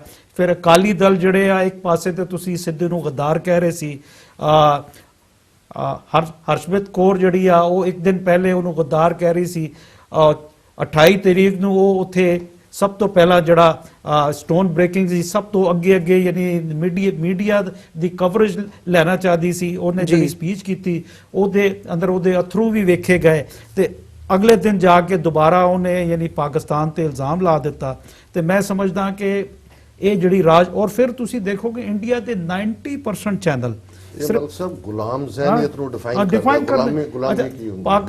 ਅਗਰ ਪੰਜਾਬ ਦੇ ਚੈਨਲਾਂ ਨੂੰ ਛੱਡ ਕੇ, ਕਿਉਂਕਿ ਪੰਜਾਬ ਦੇ ਚੈਨਲ ਕੋਈ ਵੀ ਇਹ ਜਿਹੜਾ ਯਾਨੀ ਡਿਵੈਲਪਮੈਂਟ ਹੋਈ ਹੈ ਇੱਕ ਤਾਰੀਖੀ ਡਿਵੈਲਪਮੈਂਟ ਸੀ। ਬਿਲਕੁਲ ਬਿਲਕੁਲ। ਤਾਂ ਉਸ ਤੇ ਉਹ ਨਾ ਚਾਹੁੰਦੇ ਹੋਏ ਵੀ ਈਵਨ ਕਿ ਪੀਟੀਸੀ ਸਿਰਫ ਪੀਟੀਸੀ ਜਿਹੜਾ ਚੈਨਲ ਜਿਹੜਾ ਅਕਾਲੀ ਦਲ ਓਨ ਕਰਦੇ ਆ, ਸੁਖਬੀਰ ਬਾਦਲ ਓਨ ਕਰਦਾ, ਬਾਦਲ ਫੈਮਿਲੀ ਓਨ ਕਰਦੀ ਹੈ, ਉਹਨਾਂ ਨੇ ਵੀ ਇਸ ਤੇ ਹਲਕਾ ਹੱਥ ਰੱਖਿਆ। ਉਹਨਾਂ ਦਾ ਟਾਰਗੇਟ ਸਿਰਫ ਪਾਕਿਸਤਾਨ ਨੂੰ ਯਾਨੀ ਪੇਂਟ ਕਰਨਾ ਸੀ।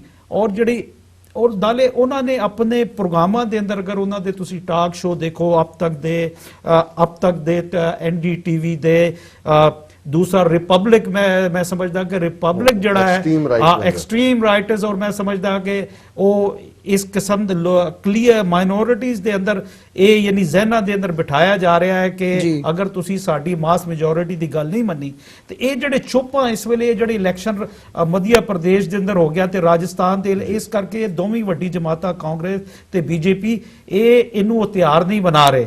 ਇਹ ਆਪਸ ਦੇ ਅੰਦਰ ਇਹਨਾਂ ਨੇ ਮੁਕਾ ਕੀਤਾ ਹੋਇਆ ਹੈ। ਲੇਕਿਨ ਜਦੋਂ ਅਗਲੇ ਸਾਲ ਮਾਰਚ ਜਾਂ ਅਪ੍ਰੈਲ ਦੇ ਅੰਦਰ ਇਲੈਕਸ਼ਨ ਹੋਣਗੇ, ਇਹ ਪੰਜਾਬ ਦੇ ਅੰਦਰ ਇਹਦੀ ਗੁੱਡਵਿਲ ਜਸਟਰ ਇਹ ਕ੍ਰੈਡਿਟ ਲਵਾਂਗੇ ਕਿ ਅਸੀਂ ਇਹ ਕਰਾਇਆ ਹੈ। ਤੇ ਬੇਸਿਕਲੀ ਇਮਰਾਨ ਖਾਨ ਨੇ ਜਾਂ ਪਾਕਿਸਤਾਨ ਦੀ ਸਰਕਾਰ ਪਹਿਲੀ ਵਾਰੀ ਇਹ ਬੜੇ ਸਾਲਾਂ ਬਾਅਦ, ਮੈਂ ਸਮਝਦਾ ਕਿ 1998 ਦੇ ਬੰਬ ਧਮਾਕਿਆਂ ਦੇ ਬਾਅਦ ਇਹ ਪਹਿਲੀ ਵਾਰੀ ਹੈ ਕਿ ਸਾਰੇ ਯਾਨੀ ਔਨ ਬੋਰਡ ਸੀ ਔਰ ਸਾਰੇ ਨੇ ਕਹਾ ਨਹੀਂ ਜੀ ਇਹ ਕੰਮ ਹੋਣਾ ਚਾਹੀਦਾ। ਮਲਕ ਸਾਹਿਬ, ਅੱਜ ਬੜੀ ਦਿਲਚਸਪ ਗੱਲ ਹੋਈ ਹੈ। ਨਵਜੋਤ ਸਿੱਧੂ ਨੇ ਜਿਹੜਾ ਤੇਲੰਗਾਨਾ ਦੇ ਵਿੱਚ ਇਲੈਕਸ਼ਨ ਟੂਰ ਤੇ ਗਿਆ ਹੈ, ਕਿਉਂਕਿ ਰਿਪਬਲਿਕ ਟੀਵੀ ਤੇ ਅਮਰਿੰਦਰ ਨੇ ਕਿਹਾ ਕਿ ਜੀ ਇਹਨੂੰ ਪਤਾ ਨਹੀਂ ਲੱਗਦਾ, ਇਹ ਤਾਂ ਕੈਮਰੇ ਦੇ ਸਾਹਮਣੇ ਆਂਦਾ ਬੋਲਣ ਲੱਗ ਜਾਂਦਾ ਨਵਜੋਤ ਸਿੱਧੂ ਨੂੰ। ਤੇ ਉਹਨੂੰ ਜਦੋਂ ਕਿਹਾ ਵੀ ਕੈਪਟਨ ਨੇ ਇਹ ਕਿਹਾ, ਕਹਿੰਦਾ ਵਿਚ ਕੈਪਟਨ? ਉਹ ਕਹਿੰਦਾ ਜੀ ਕੈਪਟਨ ਅਮਰਿੰਦਰ ਸਿੰਘ। ਕਹਿੰਦਾ ਉਹ you are talking about army captain. ਮੈਂ ਤਾਂ ਆਪਣੇ ਕੈਪਟਨ ਦੇ ਕਹਿਣ ਤੇ ਗਿਆ, ਰਾਹੁਲ ਗਾਂਧੀ ਦੇ, who is the captain of the captain, ਵੀ ਕੈਪਟਨ ਦਾ ਵੀ ਉਹੀ ਕੈਪਟਨ। ਸੋ ਮਤਲਬ ਇਹ ਹੈ ਕਿ ਹੁਣ ਆਉਣ ਵਾਲੇ 4-5 ਦਿਨਾਂ ਚ ਅਸੀਂ ਰਾਹੁਲ ਗਾਂਧੀ ਦਾ ਵੀ ਜਿਹੜਾ ਹੈ ਉਹ ਪੂਰੀ ਮੱਡ ਸਲਿੰਗਿੰਗ ਦੇਖਾਂਗੇ ਮੀਡੀਆ ਦੇ ਵਿੱਚ ਕਿ ਭਾਈ ਇਹ ਤਾਂ ਜਿਹੜੀ ਹੈ ਉਹ ਤਾਂ ਖੇਡ ਦੂਜੇ ਪਾਸੇ। ਦੂਸਰਾ ਹੈ ਕਿ ਜਦੋਂ ਤੱਕ ਕਾਂਗਰਸ ਜੁਆਇਨ ਕੀਤੀ ਆ ਔਰ 18-20 ਮਹੀਨੇ ਹੋ ਗਏ ਕਾਂਗਰਸ ਦੀ ਪੰਜਾਬ ਦੇ ਅੰਦਰ ਹਕੂਮਤ ਹੈ, ਤੇ ਸਿੱਧੂ ਨੂੰ ਉਹਨਾਂ ਨੇ ਪੂਰੀ ਕੋਸ਼ਿਸ਼ ਕੀਤੀ ਹੈ, ਜਿਹੜਾ ਇੱਕ ਮਾਈਂਡ ਸੈਟ ਕੈਪਟਨ ਦੇ ਨਾਲ ਹੈ ਅਮਰਿੰਦਰ ਸਿੰਘ ਦੇ, ਉਹਨਾਂ ਨੇ ਉਹਨੂੰ ਚੱਲਣ ਨਹੀਂ ਦਿੱਤਾ ਵਜ਼ੀਰ ਦੀ ਹੈਸੀਅਤ ਨਾਲ। ਤੇ ਉਹ ਇਹ ਕੋਸ਼ਿਸ਼ ਕਰ ਰਹੇ ਕਿ ਇਹਨੂੰ ਕਿਸੇ ਤਰ੍ਹਾਂ, ਯਾਨੀ ਕਿਉਂਕਿ ਕੈਪਟਨ ਅਮਰਿੰਦਰ ਨੂੰ ਖਤਰਾ ਹੀ ਸਿੱਧੂ ਤੋਂ, ਸਿੱਧੂ ਉਹ ਇੱਕ ਮੈਂ ਸਮਝਦਾ ਕਿ ਸਿਆਸੀ ਫਨਕਾਰ ਹੈ, ਉਹ ਰਾਜਨੀਤੀ ਤੇ ਉਹਨੇ ਜਿੰਨੀ ਸਿੱਖੀ ਆ ਉਸ ਤੇ ਮੈਂ ਇੰਨਾ ਚਰਚਾ ਨਹੀਂ ਕਰਾਂਗਾ, ਲੇਕਿਨ ਇਹ ਕਿ ਰਾਜਨੀਤੀ ਦੇ ਅੰਦਰ ਇੱਕ ਟਾਈਮਿੰਗ ਹੁੰਦੀ ਹੈ। ਇਹ ਜਿਹੜੀ ਲਹਿਰ ਸੀ, ਸਿੱਧੂ ਉਸ ਲਹਿਰ ਦਾ ਜ਼ਰੀਆ ਬਣਿਆ। ਅੱਜ ਸਿੱਧੂ ਜਿਹੜਾ ਹੈ ਉਹ ਪੰਜਾਬੀ ਕੌਮ ਦੇ ਅੰਦਰ ਇੱਕ ਨਿਜਾਤ ਦਹਿੰਦਾ ਜਿਹਨੂੰ ਕਹਿੰਦੇ ਆ, ਕਿਉਂਕਿ ਦੁਨੀਆ ਦੇ ਅੰਦਰ ਜਿਹੜਾ ਮਜ਼ਹਬ ਹੈ ਉਹ ਹਰ ਬੰਦੇ ਦਾ ਜਿਹੜਾ ਹੈ ਨਾ ਉਹ ਬੜਾ ਸੈਂਸਿਟਿਵ ਮਾਮਲਾ ਹੈ, ਕਿਉਂਕਿ ਰੱਬ ਦਾ ਤੇ ਰਿਲੀਜਨ ਜਿਹੜਾ ਹੈ ਉਹ ਇਨਸਾਨ ਦਾ ਜ਼ਾਤੀ ਮਾਮਲਾ ਹੈ। ਤੇ ਅੱਜ ਜਿਹੜੀ ਇਹ ਸਾਡੀ ਪੰਜਾਬ ਦੀ ਕੌਮ ਜਿਹੜੀ ਜਾਗੀ ਹੈ, ਔਰ ਉਹਦੇ ਚ ਇਹ ਹੋਇਆ ਕਿ ਜੀ ਹੁਣ ਜਿਹੜੀ ਇਹ ਬੋਨ ਇਹਨਾਂ ਨੇ ਟ੍ਰਿਗਰ ਕਰ ਦਿੱਤੀ ਹੈ, ਉਹ ਇਹਨਾਂ ਨੂੰ ਜੇ ਪਿੱਛੇ ਵੀ ਮੁੜਦੇ ਨੇ, ਕੋਈ ਬਣਾਉਣ ਦੇ ਇਨਫਰਾਸਟ੍ਰਕਚਰ ਦੇ ਵਿੱਚ ਰੁਕਾਵਟ ਬਣਾਉਂਦੇ ਨੇ ਜਾਂ ਕੋਈ ਹੋਰ ਕਰਦੇ ਨੇ, ਸਿੱਖਾਂ ਦੇ ਵਿੱਚ ਐਕਸਪੋਜ਼ ਹੋ ਗਏ ਨੇ ਔਰ ਸਿੱਖ ਮਾਫ ਨਹੀਂ ਕਰਨਗੇ ਕਦੇ ਵੀ ਇਹਨਾਂ ਨੂੰ। ਦੇਖੋ ਸਿੱਖ ਜਿਹੜੀ ਆ ਭਾਰਤੀ ਸੈਨਾ ਦਾ ਅਵਲ ਦਸਤਾ ਹੈ, ਔਰ ਉਹਨਾਂ ਨੂੰ ਵੀ ਪਤਾ ਹੈ ਕਿ ਬੈਟਲ ਫੀਲਡ ਦੇ ਅੰਦਰ ਜੋ ਵੀ ਜੰਗਾਂ ਹੋਈਆਂ ਉਹਦੇ ਅੰਦਰ ਫਰੰਟ ਲਾਈਨ ਤੇ ਦੋਵੇਂ ਪਾਸੇ ਪੰਜਾਬ ਦੇ ਲੋਕ ਲੜਦੇ ਆ।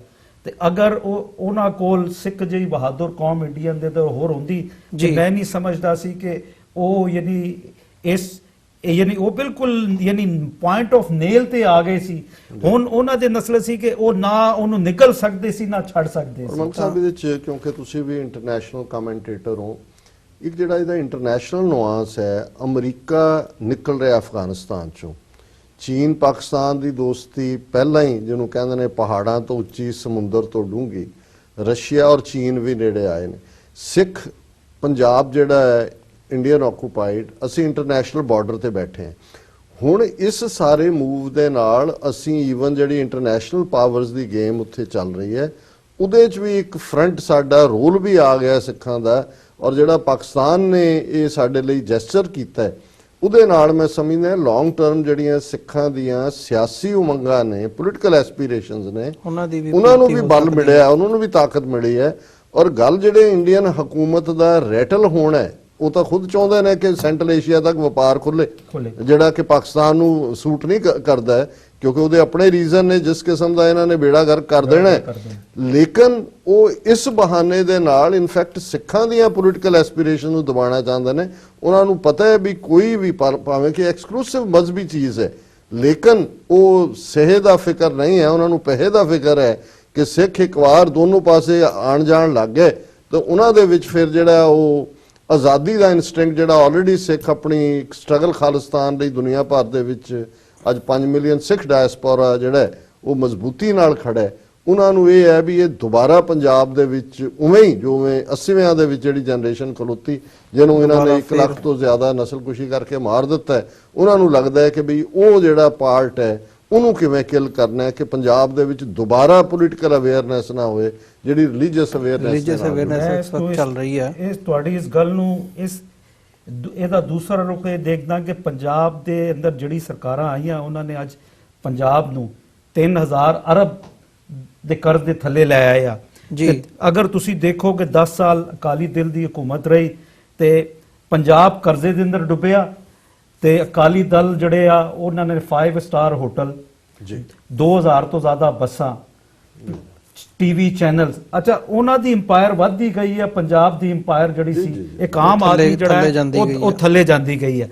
ਅੱਛਾ ਹੁਣ ਸਿਲਸਿਲਾ ਇਹ ਕਿ ਇਹ ਜਿਹੜਾ ਕਰਤਾਰਪੁਰ ਸਾਹਿਬ ਲੰਘਾ ਹੈ, ਇਹਦੇ ਖੁੱਲਣ ਤੋਂ ਜਿਹੜਾ ਨਾਰੋਵਾਲ ਦਾ ਇਲਾਕਾ ਹੈ, ਸ਼ੱਕਰਗੜ੍ਹ ਦਾ ਇਲਾਕਾ ਹੈ, ਉਹ ਉੱਥੇ ਚੁੱਕੇ ਆਬਾਦੀ ਉਸ ਤਰ੍ਹਾਂ ਨਹੀਂ ਸੀ ਕੋਈ। ਹੁਣ ਉੱਥੇ ਲਾਜ਼ਮੀ ਗੱਲ ਹੈ ਕਿ ਜਿਹੜੀ ਪੰਜਾਬੀ ਕਮਿਊਨਿਟੀ ਹੈ ਉਹ ਉੱਥੇ ਇਨਵੈਸਟਮੈਂਟ ਕਰੇਗੀ, ਉਹਨਾਂ ਦਾ ਬਿਲਕੁਲ, ਬਿਲਕੁਲ। ਔਰ ਉਹ ਕਹੇਗੀ ਕਿ ਸਾਨੂੰ ਇਸ ਕਿਸਮ ਦੇ ਯਾਨੀ ਨਾ ਆਲਰੇਡੀ ਡੇਰਾ ਬਾਬਾ ਨਾਨਕ ਵਾਲੇ ਪਾਸੇ ਜ਼ਮੀਨਾਂ ਦੀਆਂ prices ਉੱਪਰ 10 ਗੁਣਾ ਜ਼ਿਆਦਾ ਹੋ ਗਈ ਹੈ। ਅੱਛਾ, ਹੁਣ ਉਸ ਤੋਂ ਪਾਕਿਸਤਾਨ ਨੂੰ ਫਾਇਦਾ ਹੋਏਗਾ। ਇੱਕ ਆਮ ਜਿਹੜਾ ਉਸ ਇਲਾਕੇ ਦੇ ਅੰਦਰ ਰਹਿੰਦਾ 50 ਮੀਲ ਦੇ ਰੇਡੀਅਸ ਤੇ, ਉਹਦੀ ਜ਼ਿੰਦਗੀ ਦੇ ਅੰਦਰ ਬਿਹਤਰੀ ਆਏਗੀ, ਕਿਉਂਕਿ ਇਹ ਜਿਹੜੀ 21ਵੀਂ ਸਦੀ ਆ ਇਹ ਕਾਰਪੋਰੇਟ ਮਲਟੀਨੈਸ਼ਨਲ ਕੰਪਨੀਆਂ ਦੀ ਸਦੀ ਆ। ਇਹ ਜਿੰਨੇ ਵੀ ਸਟੇਟਾਂ ਇਹਨੂੰ ਇਹ ਮਲਟੀਨੈਸ਼ਨਲ ਕੰਪਨੀ ਦੇ ਬਾਸਸ ਇਹ 21ਵੀਂ ਸਦੀ ਨੂੰ ਚਲਾ ਰਹੇ ਆ। ਲੇਕਿਨ ਦੂਸਰੇ ਪਾਸੇ ਡਾਕਟਰ ਸਾਹਿਬ ਮੈਨੂੰ ਡਰ ਇਹ ਆ ਕਿ ਇੰਡੀਆ ਜਿਹੜਾ ਹੈ ਉਹ ਨਹੀਂ ਚਾਹੁੰਦਾ ਕਿ ਇਹ ਕੋਰੀਡੋਰ ਖੁੱਲੇ। ਉਹਦੀਆਂ ਪੋਸਿਬਿਲਿਟੀਆਂ ਕੀ ਹੈਗੀਆਂ ਨੇ ਜੇ ਇਹ ਦੇਖਣਾ ਹੋਵੇ, ਜਿਵੇਂ ਡਾਕਟਰ ਸਾਹਿਬ ਨੇ ਵੀ ਮੈਂਸ਼ਨ ਕੀਤਾ ਵੀ ਵਾਟ ਕੈਨ ਗੋ ਰੋਂਗ। ਹੁਣ ਜਦੋਂ ਇਹ ਗੱਲ ਇਸ ਪਾਸੇ ਨੂੰ ਤੁਰ ਪਈ ਹੈ ਤਾਂ ਕੀ ਹੋ ਸਕਦਾ ਆਉਣ ਵਾਲੇ ਸਮੇਂ ਦੇ ਵਿੱਚ, ਜਾਂ ਕਿੱਦਾਂ ਦੇ ਅਟੈਂਪਟਸ ਹੋ ਸਕਦੇ ਨੇ ਵੀ ਇਸ ਸਾਰੇ ਪਾਰਟ ਨੂੰ ਸੈਬੋਟਾਜ ਕੀਤਾ ਜਾਵੇ? ਇੰਡੀਆ ਮੀਡੀਆ ਵਾਰ ਚਲਾਏਗਾ, ਇੰਡੀਆ ਪਾਕਿਸਤਾਨ ਦੇ ਅੰਦਰ ਧਮਾਕੇ ਕਰਾਏਗਾ, ਔਰ ਖਾਸ ਤੌਰ ਤੇ ਪਾਕਿਸਤਾਨ ਦੇ ਜਿਹਨੂੰ ਯਾਨੀ ਕਿਉਂਕਿ ਇਸ ਵੇਲੇ ਇਹ ਪਹਿਲੀ ਵਾਰੀ ਹੋਇਆ ਕਿ ਪਾਕਿਸਤਾਨ ਦੇ ਅੰਦਰ ਜਿਨ੍ਹਾਂ ਨੂੰ ਤੁਸੀਂ ਕਟਰਬੰਦ ਕਹਿੰਦੇ ਹੋ ਜਾਂ ਫਨੈਟਿਕ ਕਹਿੰਦੇ ਹੋ, ਉਹ ਸਾਰੇ ਖਾਮੋਸ਼ ਆ। ਅੱਛਾ, ਔਰ ਸਾਰਿਆਂ ਨੂੰ ਉਹਨਾਂ ਨੂੰ ਖਾਮੋਸ਼ ਕਰਾਇਆ ਵੀ ਗਿਆ।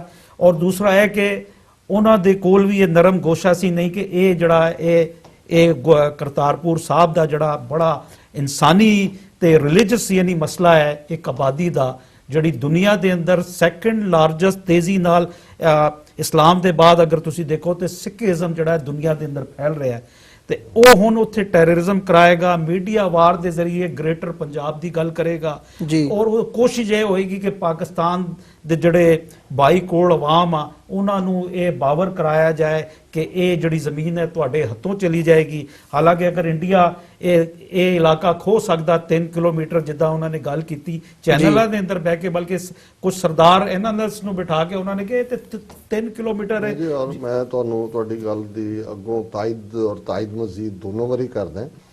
ਜਿਹੜੀ ਹੁਣ ਮਿਸ ਇਨਫੋਰਮੇਸ਼ਨ, ਜਿਹੜਾ ਬ੍ਰਾਹਮਣਵਾਦ ਦਾ ਇੱਕ ਬੜਾ ਮਜ਼ਬੂਤ ਹਥਿਆਰ 4000 ਸਾਲ ਤੋਂ ਹੈ, ਔਰ ਅੱਜ ਜਿਹੜੀਆਂ ਫੇਕ ਨਿਊਜ਼ ਇਹ ਪਰੋਸਦੇ ਨੇ, ਇੱਕ ਇਹਨਾਂ ਨੇ ਫੇਕ ਨਿਊਜ਼ ਕ੍ਰੀਏਟ ਕੀਤੀ। ਉਹਨਾਂ ਨੇ ਕਿਹਾ ਜੀ ਪਾਕਿਸਤਾਨ ਦੇ ਜਿਹੜੇ ਫੋਰਨ ਮਿਨਿਸਟਰ ਨੇ ਉਹਨਾਂ ਨੇ ਕਿਹਾ ਜੀ ਕਿ ਅਸੀਂ ਗੂਗਲ ਹੀ ਛੱਡੀ, ਕਰਤਾਰਪੁਰ ਲੰਘ ਗਏ ਦੀ ਔਰ ਵਿਟਾਂ ਸੁੱਟ ਲਈਆਂ ਇਮਰਾਨ ਸਾਹਿਬ ਨੇ।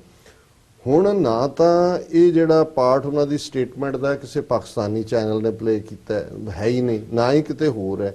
ਔਰ ਜਿਵੇਂ ਇਹ ਲੱਗਦਾ ਹੈ ਕਿ ਆਵਾਜ਼ ਡੱਬ ਕੀਤੀ, ਤੁਸੀਂ ਕਿਵੇਂ ਸੋਚਦੇ ਹੋ? ਔਰ ਮੈਂ ਸਮਝਦਾ ਵੀ ਇਹਦੇ ਵਿੱਚ ਪਹਿਲਾ ਹਰਟ ਇਹ ਹੋਇਆ ਵੀ ਸਿੱਖਾਂ ਨੂੰ ਵੀ ਇਹ ਫੀਲ ਹੋਏ ਵੀ ਅੱਛਾ ਅਸੀਂ ਤਾਂ ਜਸਟ ਇੱਕ ਗੂਗਲੀ ਬਣ ਗਏ।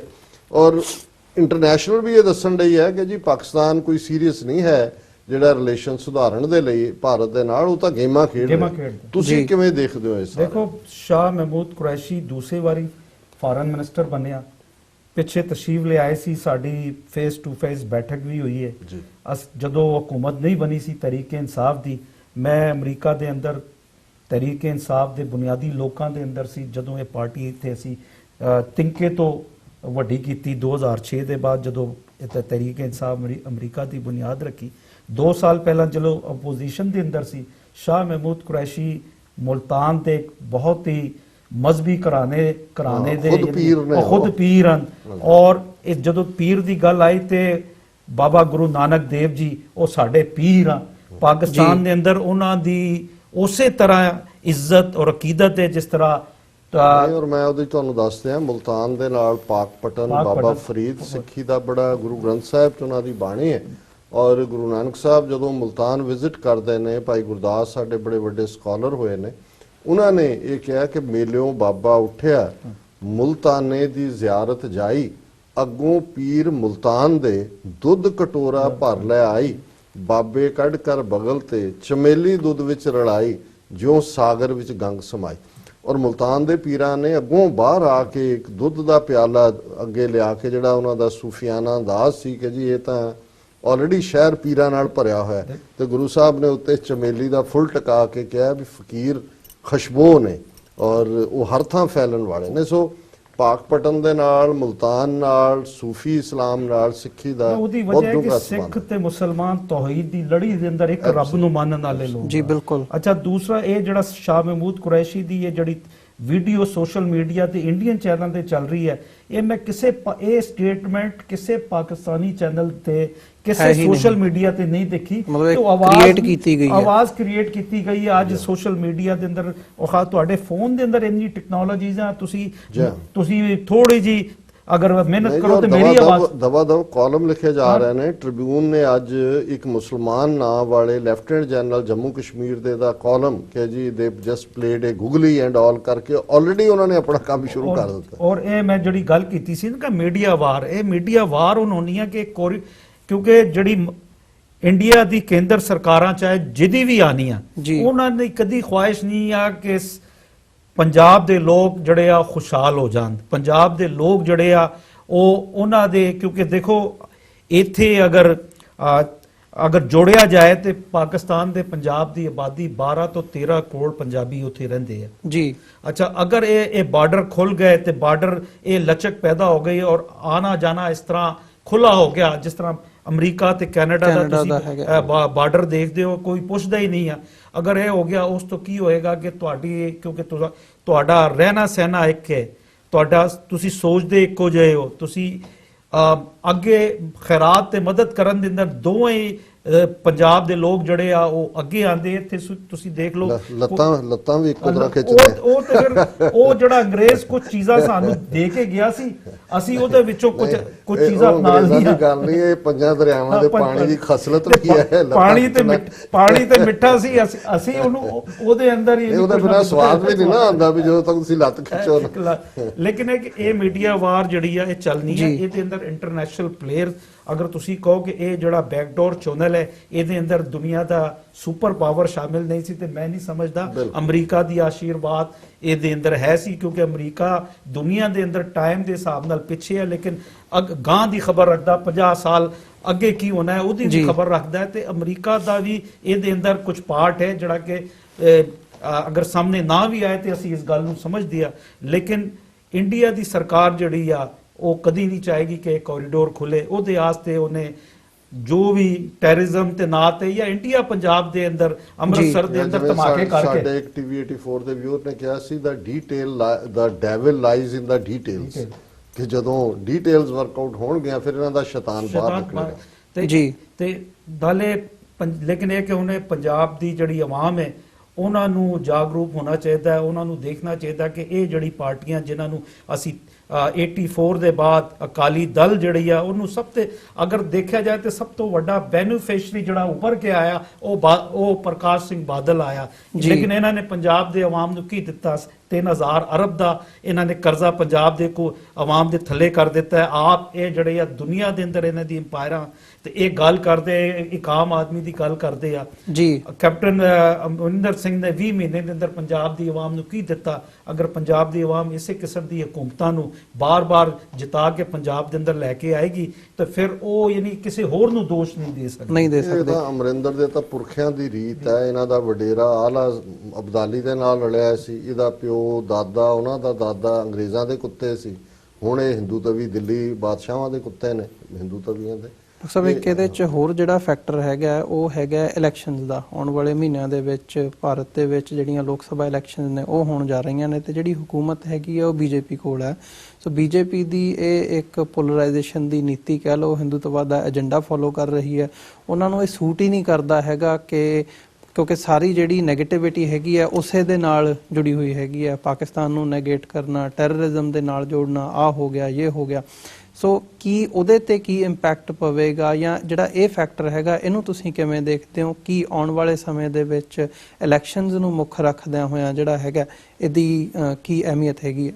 ਦੇਖੋ, ਸਿੱਖ ਕੋਈ ਬਹੁਤ ਵੱਡਾ ਵੋਟ ਬੈਂਕ ਨਹੀਂ ਹੈਗੇ। ਜੇ ਤੁਸੀਂ ਇੰਡੀਅਨ ਓਵਰਆਲ 130 ਕਰੋੜ ਦੀ ਆਬਾਦੀ ਦੇ ਲਿਹਾਜ਼ ਨਾਲ ਦੇਖੋ, ਸੋ ਉਹਨਾਂ ਨੇ ਡਿਫਰੈਂਟ ਪੈਟਰਨ ਰੱਖਿਆ ਹੋਇਆ। ਜਿਹੜੀ ਡੇਰਾ ਬਾਬਾ ਨਾਨਕ ਦੀ ਵੀ ਨੀਂਹ ਪੱਥਰ ਰੱਖਣ ਦੀ ਜਾਂ ਇਧਰ ਕਰਤਾਰਪੁਰ ਸਾਹਿਬ ਦੇ ਲਾਂਘੇ ਦਾ ਸੰਗੇ ਬੁਨਿਆਦ, ਇਹ ਖਬਰ ਉਦੋਂ ਕੀ ਚੱਲੀ, ਉਸ ਤੋਂ ਬਾਅਦ ਗਾਇਬ ਕਰ ਦਿੱਤੀ ਗਈ, ਜਦੋਂ ਕਿ ਬਾਕੀ ਰਿਪੀਟ ਕੇ ਹੁਣ ਜਿਹੜਾ ਉਹਨਾਂ ਦਾ ਮਹਿਕਮਾ ਚੱਲ ਰਿਹਾ, ਇਲੈਕਟ੍ਰੋਨਿਕ ਮੀਡੀਆ ਵੀ, ਸੋਸ਼ਲ ਮੀਡੀਆ ਵੀ, ਪ੍ਰਿੰਟ ਮੀਡੀਆ ਵੀ, ਉਹ ਸਾਰੀ ਸਿੱਖ ਕੌਮ ਨੂੰ ਟ੍ਰੇਟਰ ਸਾਬਤ ਕਰਨ ਦਾ, ਉਹਨਾਂ ਨੂੰ ISI ਪਾਕਿਸਤਾਨ ਨਾਲ ਜੋੜ ਕੇ। ਸੋ ਮੈਨੂੰ ਇਹ ਲੱਗਦਾ ਹੈ ਵੀ ਕਿਉਂਕਿ ਇਲੈਕਸ਼ਨਸ ਅਜੇ ਤਾਂ ਮਾਰਚ ਅਪ੍ਰੈਲ 'ਚ ਹੋਣੀਆਂ, ਵਿਚਾਲੇ 2-3 ਮਹੀਨੇ ਨੇ, ਜੇ ਇਹਨਾਂ ਨੂੰ ਲੱਗਾ ਕਿ ਵੀ ਸਿੱਖਾਂ ਨੂੰ ਵੀ ਮੁਸਲਮਾਨਾਂ ਵਾਂਗ ਜਿਹੜੇ 200 ਮਿਲੀਅਨ ਮੁਸਲਮਾਨਾਂ ਦਾ ਹਾਲ ਕੀਤਾ ਹੋਇਆ ਹੈ, ਟ੍ਰੇਟਰ ਕਲੱਬ ਕਰਕੇ ਮੈਜੋਰਿਟੀ ਹਿੰਦੂ ਵੋਟ ਇਹਨਾਂ ਦੇ ਜਿਹੜੀ ਹੈ ਉਹ ਬੈਲਟ ਬਾਕਸ 'ਚ ਪੈ ਸਕਦੀ ਹੈ ਤੇ ਇਹ ਉਹਨੂੰ ਕਰਨਗੇ। ਅਦਰਵਾਈਜ਼ ਇਹ ਨੇੜੇ ਜੇ ਆ ਕੇ ਜਿਹੜਾ ਇਹਨੂੰ ਗਾਇਬ ਕਰ ਦੇਣਗੇ। ਹੁਣ ਇਹਨਾਂ ਨੇ ਆਲਰੇਡੀ ਜਿਹੜਾ ਕੰਮ ਤਾਂ ਕਰ ਦਿੱਤਾ ਹੇਟਡ ਵਾਲਾ, ਤੇ ਮੁਸਲਮਾਨਾਂ ਨੂੰ ਟਾਰਗੇਟ ਇਹਨਾਂ ਨੇ ਕਰਨਾ ਹੀ ਕਰਨਾ। ਇਹ ਤਾਂ ਸੁਬਰਾਮਨੀਅਮ ਸਵਾਮੀ ਜਿਹੜਾ ਉਹਨਾਂ ਦਾ ਆਈਡੀਆਲੋਗ ਹੈ, ਉਹਨੇ ਕਿਹਾ ਜੀ ਇਲੈਕਸ਼ਨਾਂ ਕੋਈ ਵਿਕਾਸ ਜਾਂ ਕਿਸੇ ਹੋਰ ਮੁੱਦੇ ਤੇ ਨਹੀਂ ਜਿੱਤੀਆਂ ਜਾਂਦੀਆਂ, ਉਹ ਤਾਂ ਅਸੀਂ ਹਿੰਦੂਤਵਾ ਦੇ ਮੁੱਦੇ ਤੇ ਹੀ ਲੜਨੀ ਹੈ ਤੇ ਉਹਦੇ ਤੇ ਹੀ ਜਿੱਤਣੀ ਹੈ। ਸੋ ਮੈਨੂੰ ਇਹ ਲੱਗਦਾ ਹੈ ਕਿ ਇਹਦੇ ਨਾਲ ਜਿਹੜਾ ਉਹਨਾਂ ਦਾ ਹਿੰਦੂਤਵਾ ਦਾ ਜਾਂ ਨਫ਼ਰਤ ਦਾ ਏਜੰਡਾ ਹੈ ਉਸ ਨੂੰ ਕੋਈ ਫਰਕ ਨਹੀਂ ਪਏਗਾ, ਉਹਦੇ ਸਿਰ ਤੇ ਹੀ ਉਹ ਚੋਣਾਂ ਲੜਨਗੇ। ਜੀ ਮਲਿਕ ਸਾਹਿਬ, ਇੱਕ ਜਿਵੇਂ ਇਹ ਬਦਨਾਮੀ ਦੀ ਗੱਲ ਹੈਗੀ ਹੈ, ਜਿਹੜਾ ਖਾਲਿਸਤਾਨ ਦੇ ਨਾਲ ਜੋੜ ਕੇ ਪ੍ਰੋਪੇਗੈਂਡਾ ਕੀਤਾ ਜਾ ਰਿਹਾ ਹੈ, ਉਹਦੇ ਵਿੱਚ ਜਿਹੜੇ ਪਾਕਿਸਤਾਨੀ ਸਿੱਖ ਹੈਗੇ ਆ, ਖਾਸ ਤੌਰ ਤੇ ਜੇ ਗੋਪਾਲ ਸਿੰਘ ਚਾਵਲਾ ਦੀ ਗੱਲ ਕਰਨੀ ਹੋਵੇ, ਉਹ ਵੀ ਪਿਛਲੇ 2 ਦਿਨਾਂ ਦੇ ਵਿੱਚ ਕਾਫੀ ਜਿਹੜਾ ਹੈਗਾ ਉਹਨੂੰ ਉਭਾਰਿਆ ਗਿਆ। ਨਵਜੋਤ ਸਿੱਧੂ ਨੂੰ ਟੈਰਰਿਸਟ ਕਿਹਾ ਗਿਆ ਵੀ ਉਹ ISI ਦੇ ਹੱਥਾਂ ਦੇ ਉੱਤੇ ਚੜ ਕੇ ਉਹ ਕਰ ਰਿਹਾ ਹੈ। ਇਹਦੇ 'ਚ ਖਾਲਿਸਤਾਨ ਦੀ ਸਿੱਖ ਕੌਮ ਦੀ ਵੀ ਬਦਨਾਮੀ ਦੀ ਗੱਲ ਹੁੰਦੀ ਹੈ ਤੇ ISI ਦੇ ਨਾਲ ਜੋੜ ਕੇ ਪਾਕਿਸਤਾਨ ਨੂੰ ਬਦਨਾਮ ਕਰਨ ਦੀ ਵੀ ਗੱਲ ਕੀਤੀ ਜਾਂਦੀ ਹੈ। ਸੋ ਤੁਸੀਂ ਉਸ ਬਾਰੇ ਜੇ ਕੁਝ ਕਹਿਣਾ ਚਾਹੋ ਜਾਂ ਉਹਨੂੰ ਤੁਸੀਂ ਕਿਵੇਂ ਦੇਖਦੇ ਹੋ ਵੀ ਜਿਹੜਾ ਇਹ ਹਥਿਆਰ ਵਰਤਿਆ ਜਾਂਦਾ ਜਾਂ ਜਿਹੜਾ ਇਹ ਪ੍ਰੋਪੇਗੈਂਡਾ ਹੈਗਾ ਇਹ ਕਿੰਨਾ ਕੁ ਇਫੈਕਟਿਵ ਹੈ? ਦੇਖੋ, ਜਿੱਥੇ ਤੱਕ ਗੋਪਾਲ ਸਿੰਘ ਚਾਵਲਾ ਦੀ ਗੱਲ ਹੈ, ਉਹਨੇ ਪਿਛਲੇ ਸਾਲ ਵੀ ਉਹਨੇ ਨਨਕਾਣਾ ਸਾਹਿਬ ਦੇ ਅੰਦਰ ਇੰਡੀਅਨ ਜਿਹੜਾ ਐਮਬੈਸਡਰ ਸੀ ਉਹਨੂੰ ਉੱਥੇ ਵੜਨ ਨਹੀਂ ਦਿੱਤਾ ਸੀ। ਉਹਨੇ ਕਿਹਾ ਸੀ ਤੁਹਾਡਾ ਕੋਈ ਕੰਮ ਨਹੀਂ ਹੈ ਤੇ ਜੀ, ਤੇ ਉਹ ਤੇ ਆਲਰੇਡੀ ਉਹਨਾਂ ਦੇ ਟਾਰਗੇਟ ਲਿਸਟ ਦੇ ਅੰਦਰ ਸੀ। ਹੁਣ ਇਹ ਪ੍ਰੋਪੇਗੈਂਡਾ ਕਰ ਰਹੇ ਆ, ਯਾਨੀ ਅਫਸੋਸ ਇਹ ਹੁੰਦਾ ਹੈ ਕਿ ਤੁਸੀਂ ਕੋਈ ਹੋਮਵਰਕ ਕਰ ਲਓ। ਉਹ ਗੋਪਾਲ ਚਾਵਲਾ ਜਿਹੜਾ ਹੈ ਉਹ ਪਾਕਿਸਤਾਨੀ ਸਿਟੀਜ਼ਨ ਹੈ, ਉਹ ਅਗਰ ਆਪਣੇ ਆਰਮੀ ਚੀਫ ਨੂੰ ਜੱਫੀ ਨਹੀਂ ਪਾਏਗਾ ਤੇ ਹੋਰ ਕੌਣ ਪਾਏਗਾ? ਅੱਛਾ, ਫਿਰ ਉਹ ਗੁਰਦੁਆਰਾ ਬੰਦਕ ਕਮੇਟੀ ਦਾ ਉਹ ਮੈਂਬਰ ਰਿਹਾ, ਜਨਰਲ ਸੈਕਟਰੀ ਰਿਹਾ, ਉਹ ਯਾਨੀ ਉੱਥੇ ਯਾਨੀ ਇੱਕ ਮਾਸ ਮੈਜੋਰਿਟੀ ਜਿਹੜੀ ਰਹਿੰਦੀ ਹੈ। ਹੁਣ ਅਗਰ ਉਹ ਜਾ ਕੇ ਪਾਕਿਸਤਾਨ ਦੇ ਮੁxtਲਿਫ ਕੌਮੀਅਤਾਂ ਨੂੰ ਜਾਂ ਜਮਾਤਾਂ ਦੇ ਅੰਦਰ ਜਾ ਕੇ ਮਿਲਦਾ ਹੈ ਤੇ ਉਹ ਪਾਕਿਸਤਾਨੀ ਮਿਲਦਾ ਹੈ।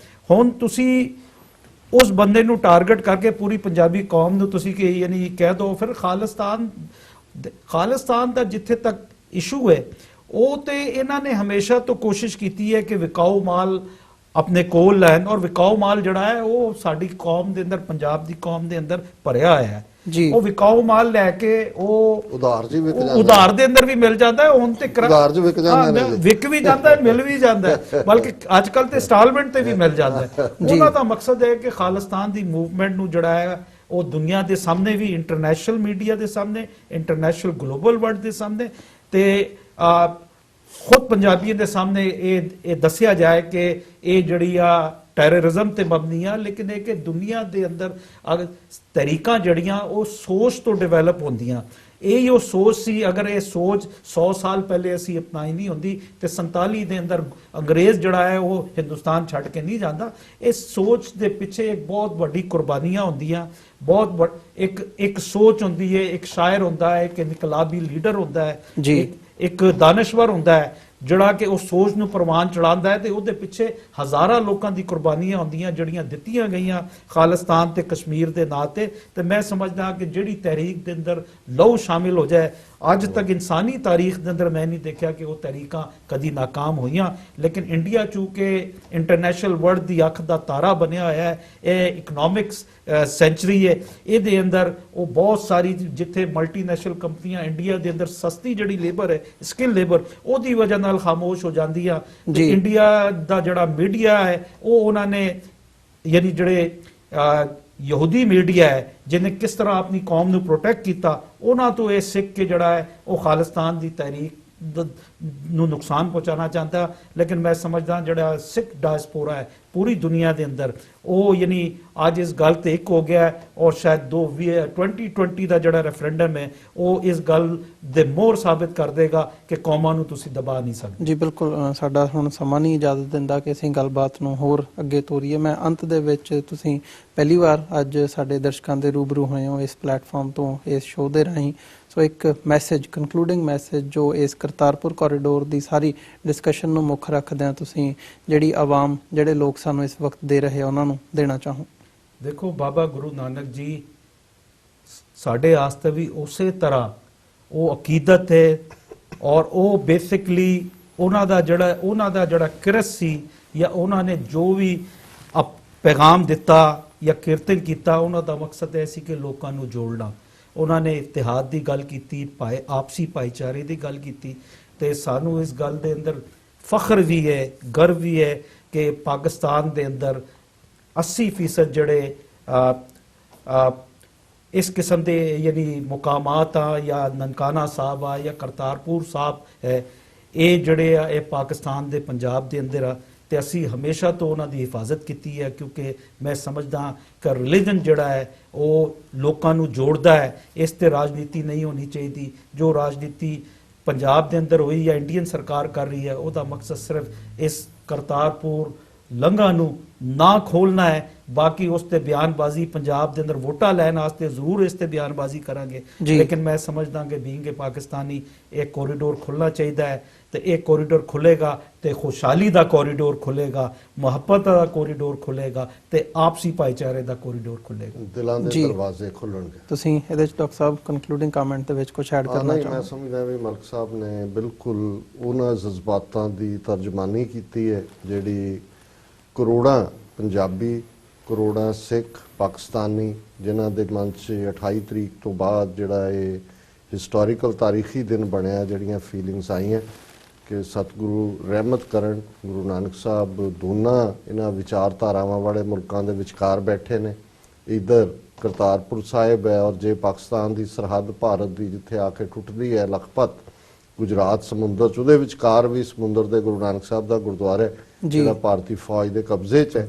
ਅਸੀਂ ਸਮਝਦੇ ਹਾਂ ਵੀ ਇਹ ਸਾਡੇ ਸਟਰਗਲ ਦਾ ਵੀ ਇੱਕ ਮਾਈਲਸਟੋਨ ਬਣਿਆ ਕਿ ਇਸ ਨਾਲ ਸਾਂਝਾਂ ਦੀ ਗੱਲ ਤੁਰੀ ਹੈ, ਔਰ ਅਲਟੀਮੇਟਲੀ ਇਹਦੇ 'ਚੋਂ ਹੀ ਇਹੀ ਲਾਈਨ ਜਿਹੜੀ ਹੈ ਕਰਤਾਰਪੁਰ ਤੋਂ ਲਖਪਤ ਤੱਕ ਅਲਟੀਮੇਟਲੀ ਬਫਰ ਸਟੇਟ ਖਾਲਿਸਤਾਨ ਦਾ ਪਾਕਿਸਤਾਨ ਦੇ ਨਾਲ, ਔਰ ਇਧਰੋਂ ਭਾਰਤ ਦੇ ਨਾਲ ਵੀ ਜਿਹੜਾ ਇਹ ਜਮਨਾ ਪਾਰ ਵਾਲੇ ਨੇ ਇਹਨਾਂ ਦੇ ਨਾਲ ਵੀ ਬਾਰਡਰ ਬਣੇਗਾ, ਔਰ ਇਹ buffer state Khalistan ultimately south Asia ਦੇ ਵਿੱਚ ਪਰਮਾਨੈਂਟ ਸਟੇਬਿਲਿਟੀ ਔਰ ਖੁਸ਼ਹਾਲੀ ਔਰ ਬੈਲੈਂਸ ਜਿਹੜਾ ਹੈ ਉਸ ਦਾ ਜਾਮਨ ਹੈ। ਠੀਕ ਹੈ, ਅੱਜ ਦੀ ਡੇਟ 'ਚ ਅਸੀਂ ਇਸ ਗੱਲ ਤੇ ਖੁਸ਼ ਹੈ ਕਿ ਧਾਰਮਿਕ ਤੌਰ ਦੇ ਉੱਤੇ ਸਾਡੀਆਂ ਅਰਦਾਸਾਂ ਕਬੂਲ ਹੋਈਆਂ ਨੇ 71 ਸਾਲ ਬਾਅਦ, ਪਰ ਜੇ ਪਰਮਾਨੈਂਟ ਸੋਲੂਸ਼ਨ ਉਸ ਖਿੱਤੇ ਦੇ ਵਿੱਚ ਦੇਖਣਾ ਹੈ ਤਾਂ ਫਿਰ ਉਹ ਬਫਰ ਸਟੇਟ ਖਾਲਿਸਤਾਨ ਨਾਲ ਜੁੜਿਆ ਹੋਇਆ। ਜੀ ਵਿਊਅਰਸ, ਅਸੀਂ ਉਮੀਦ ਕਰਦੇ ਹਾਂ ਕਿ ਜਿਹੜੀ ਅੱਜ ਦੀ ਸਾਡੀ ਇਹ ਗੱਲਬਾਤ ਸੀਗੀ ਇਹ ਤੁਹਾਨੂੰ ਜ਼ਰੂਰ ਪਸੰਦ ਆਈ ਹੋਵੇਗੀ, ਤੇ ਆਉਣ ਵਾਲੇ ਸਮੇਂ ਦੇ ਵਿੱਚ ਵੀ ਇਸ ਇਸ਼ੂ ਨੂੰ ਮੁੱਖ ਰੱਖਦਿਆਂ ਹੋਇਆਂ ਵੀ ਨਵੀਆਂ ਡਿਵੈਲਪਮੈਂਟਸ ਹੋਣਗੀਆਂ, ਤੇ ਅਦਰਵਾਈਜ਼ ਵੀ ਜਿਹੜੀਆਂ ਇਹ ਪੈਨਲ ਡਿਸਕਸ਼ਨਸ ਹੈਗੀਆਂ ਨੇ ਇੱਦਾਂ ਦੀਆਂ ਤੁਹਾਡੇ ਰੂਬਰੂ ਕਰਦੇ ਰਹਾਂਗੇ। ਅੱਜ ਦੇ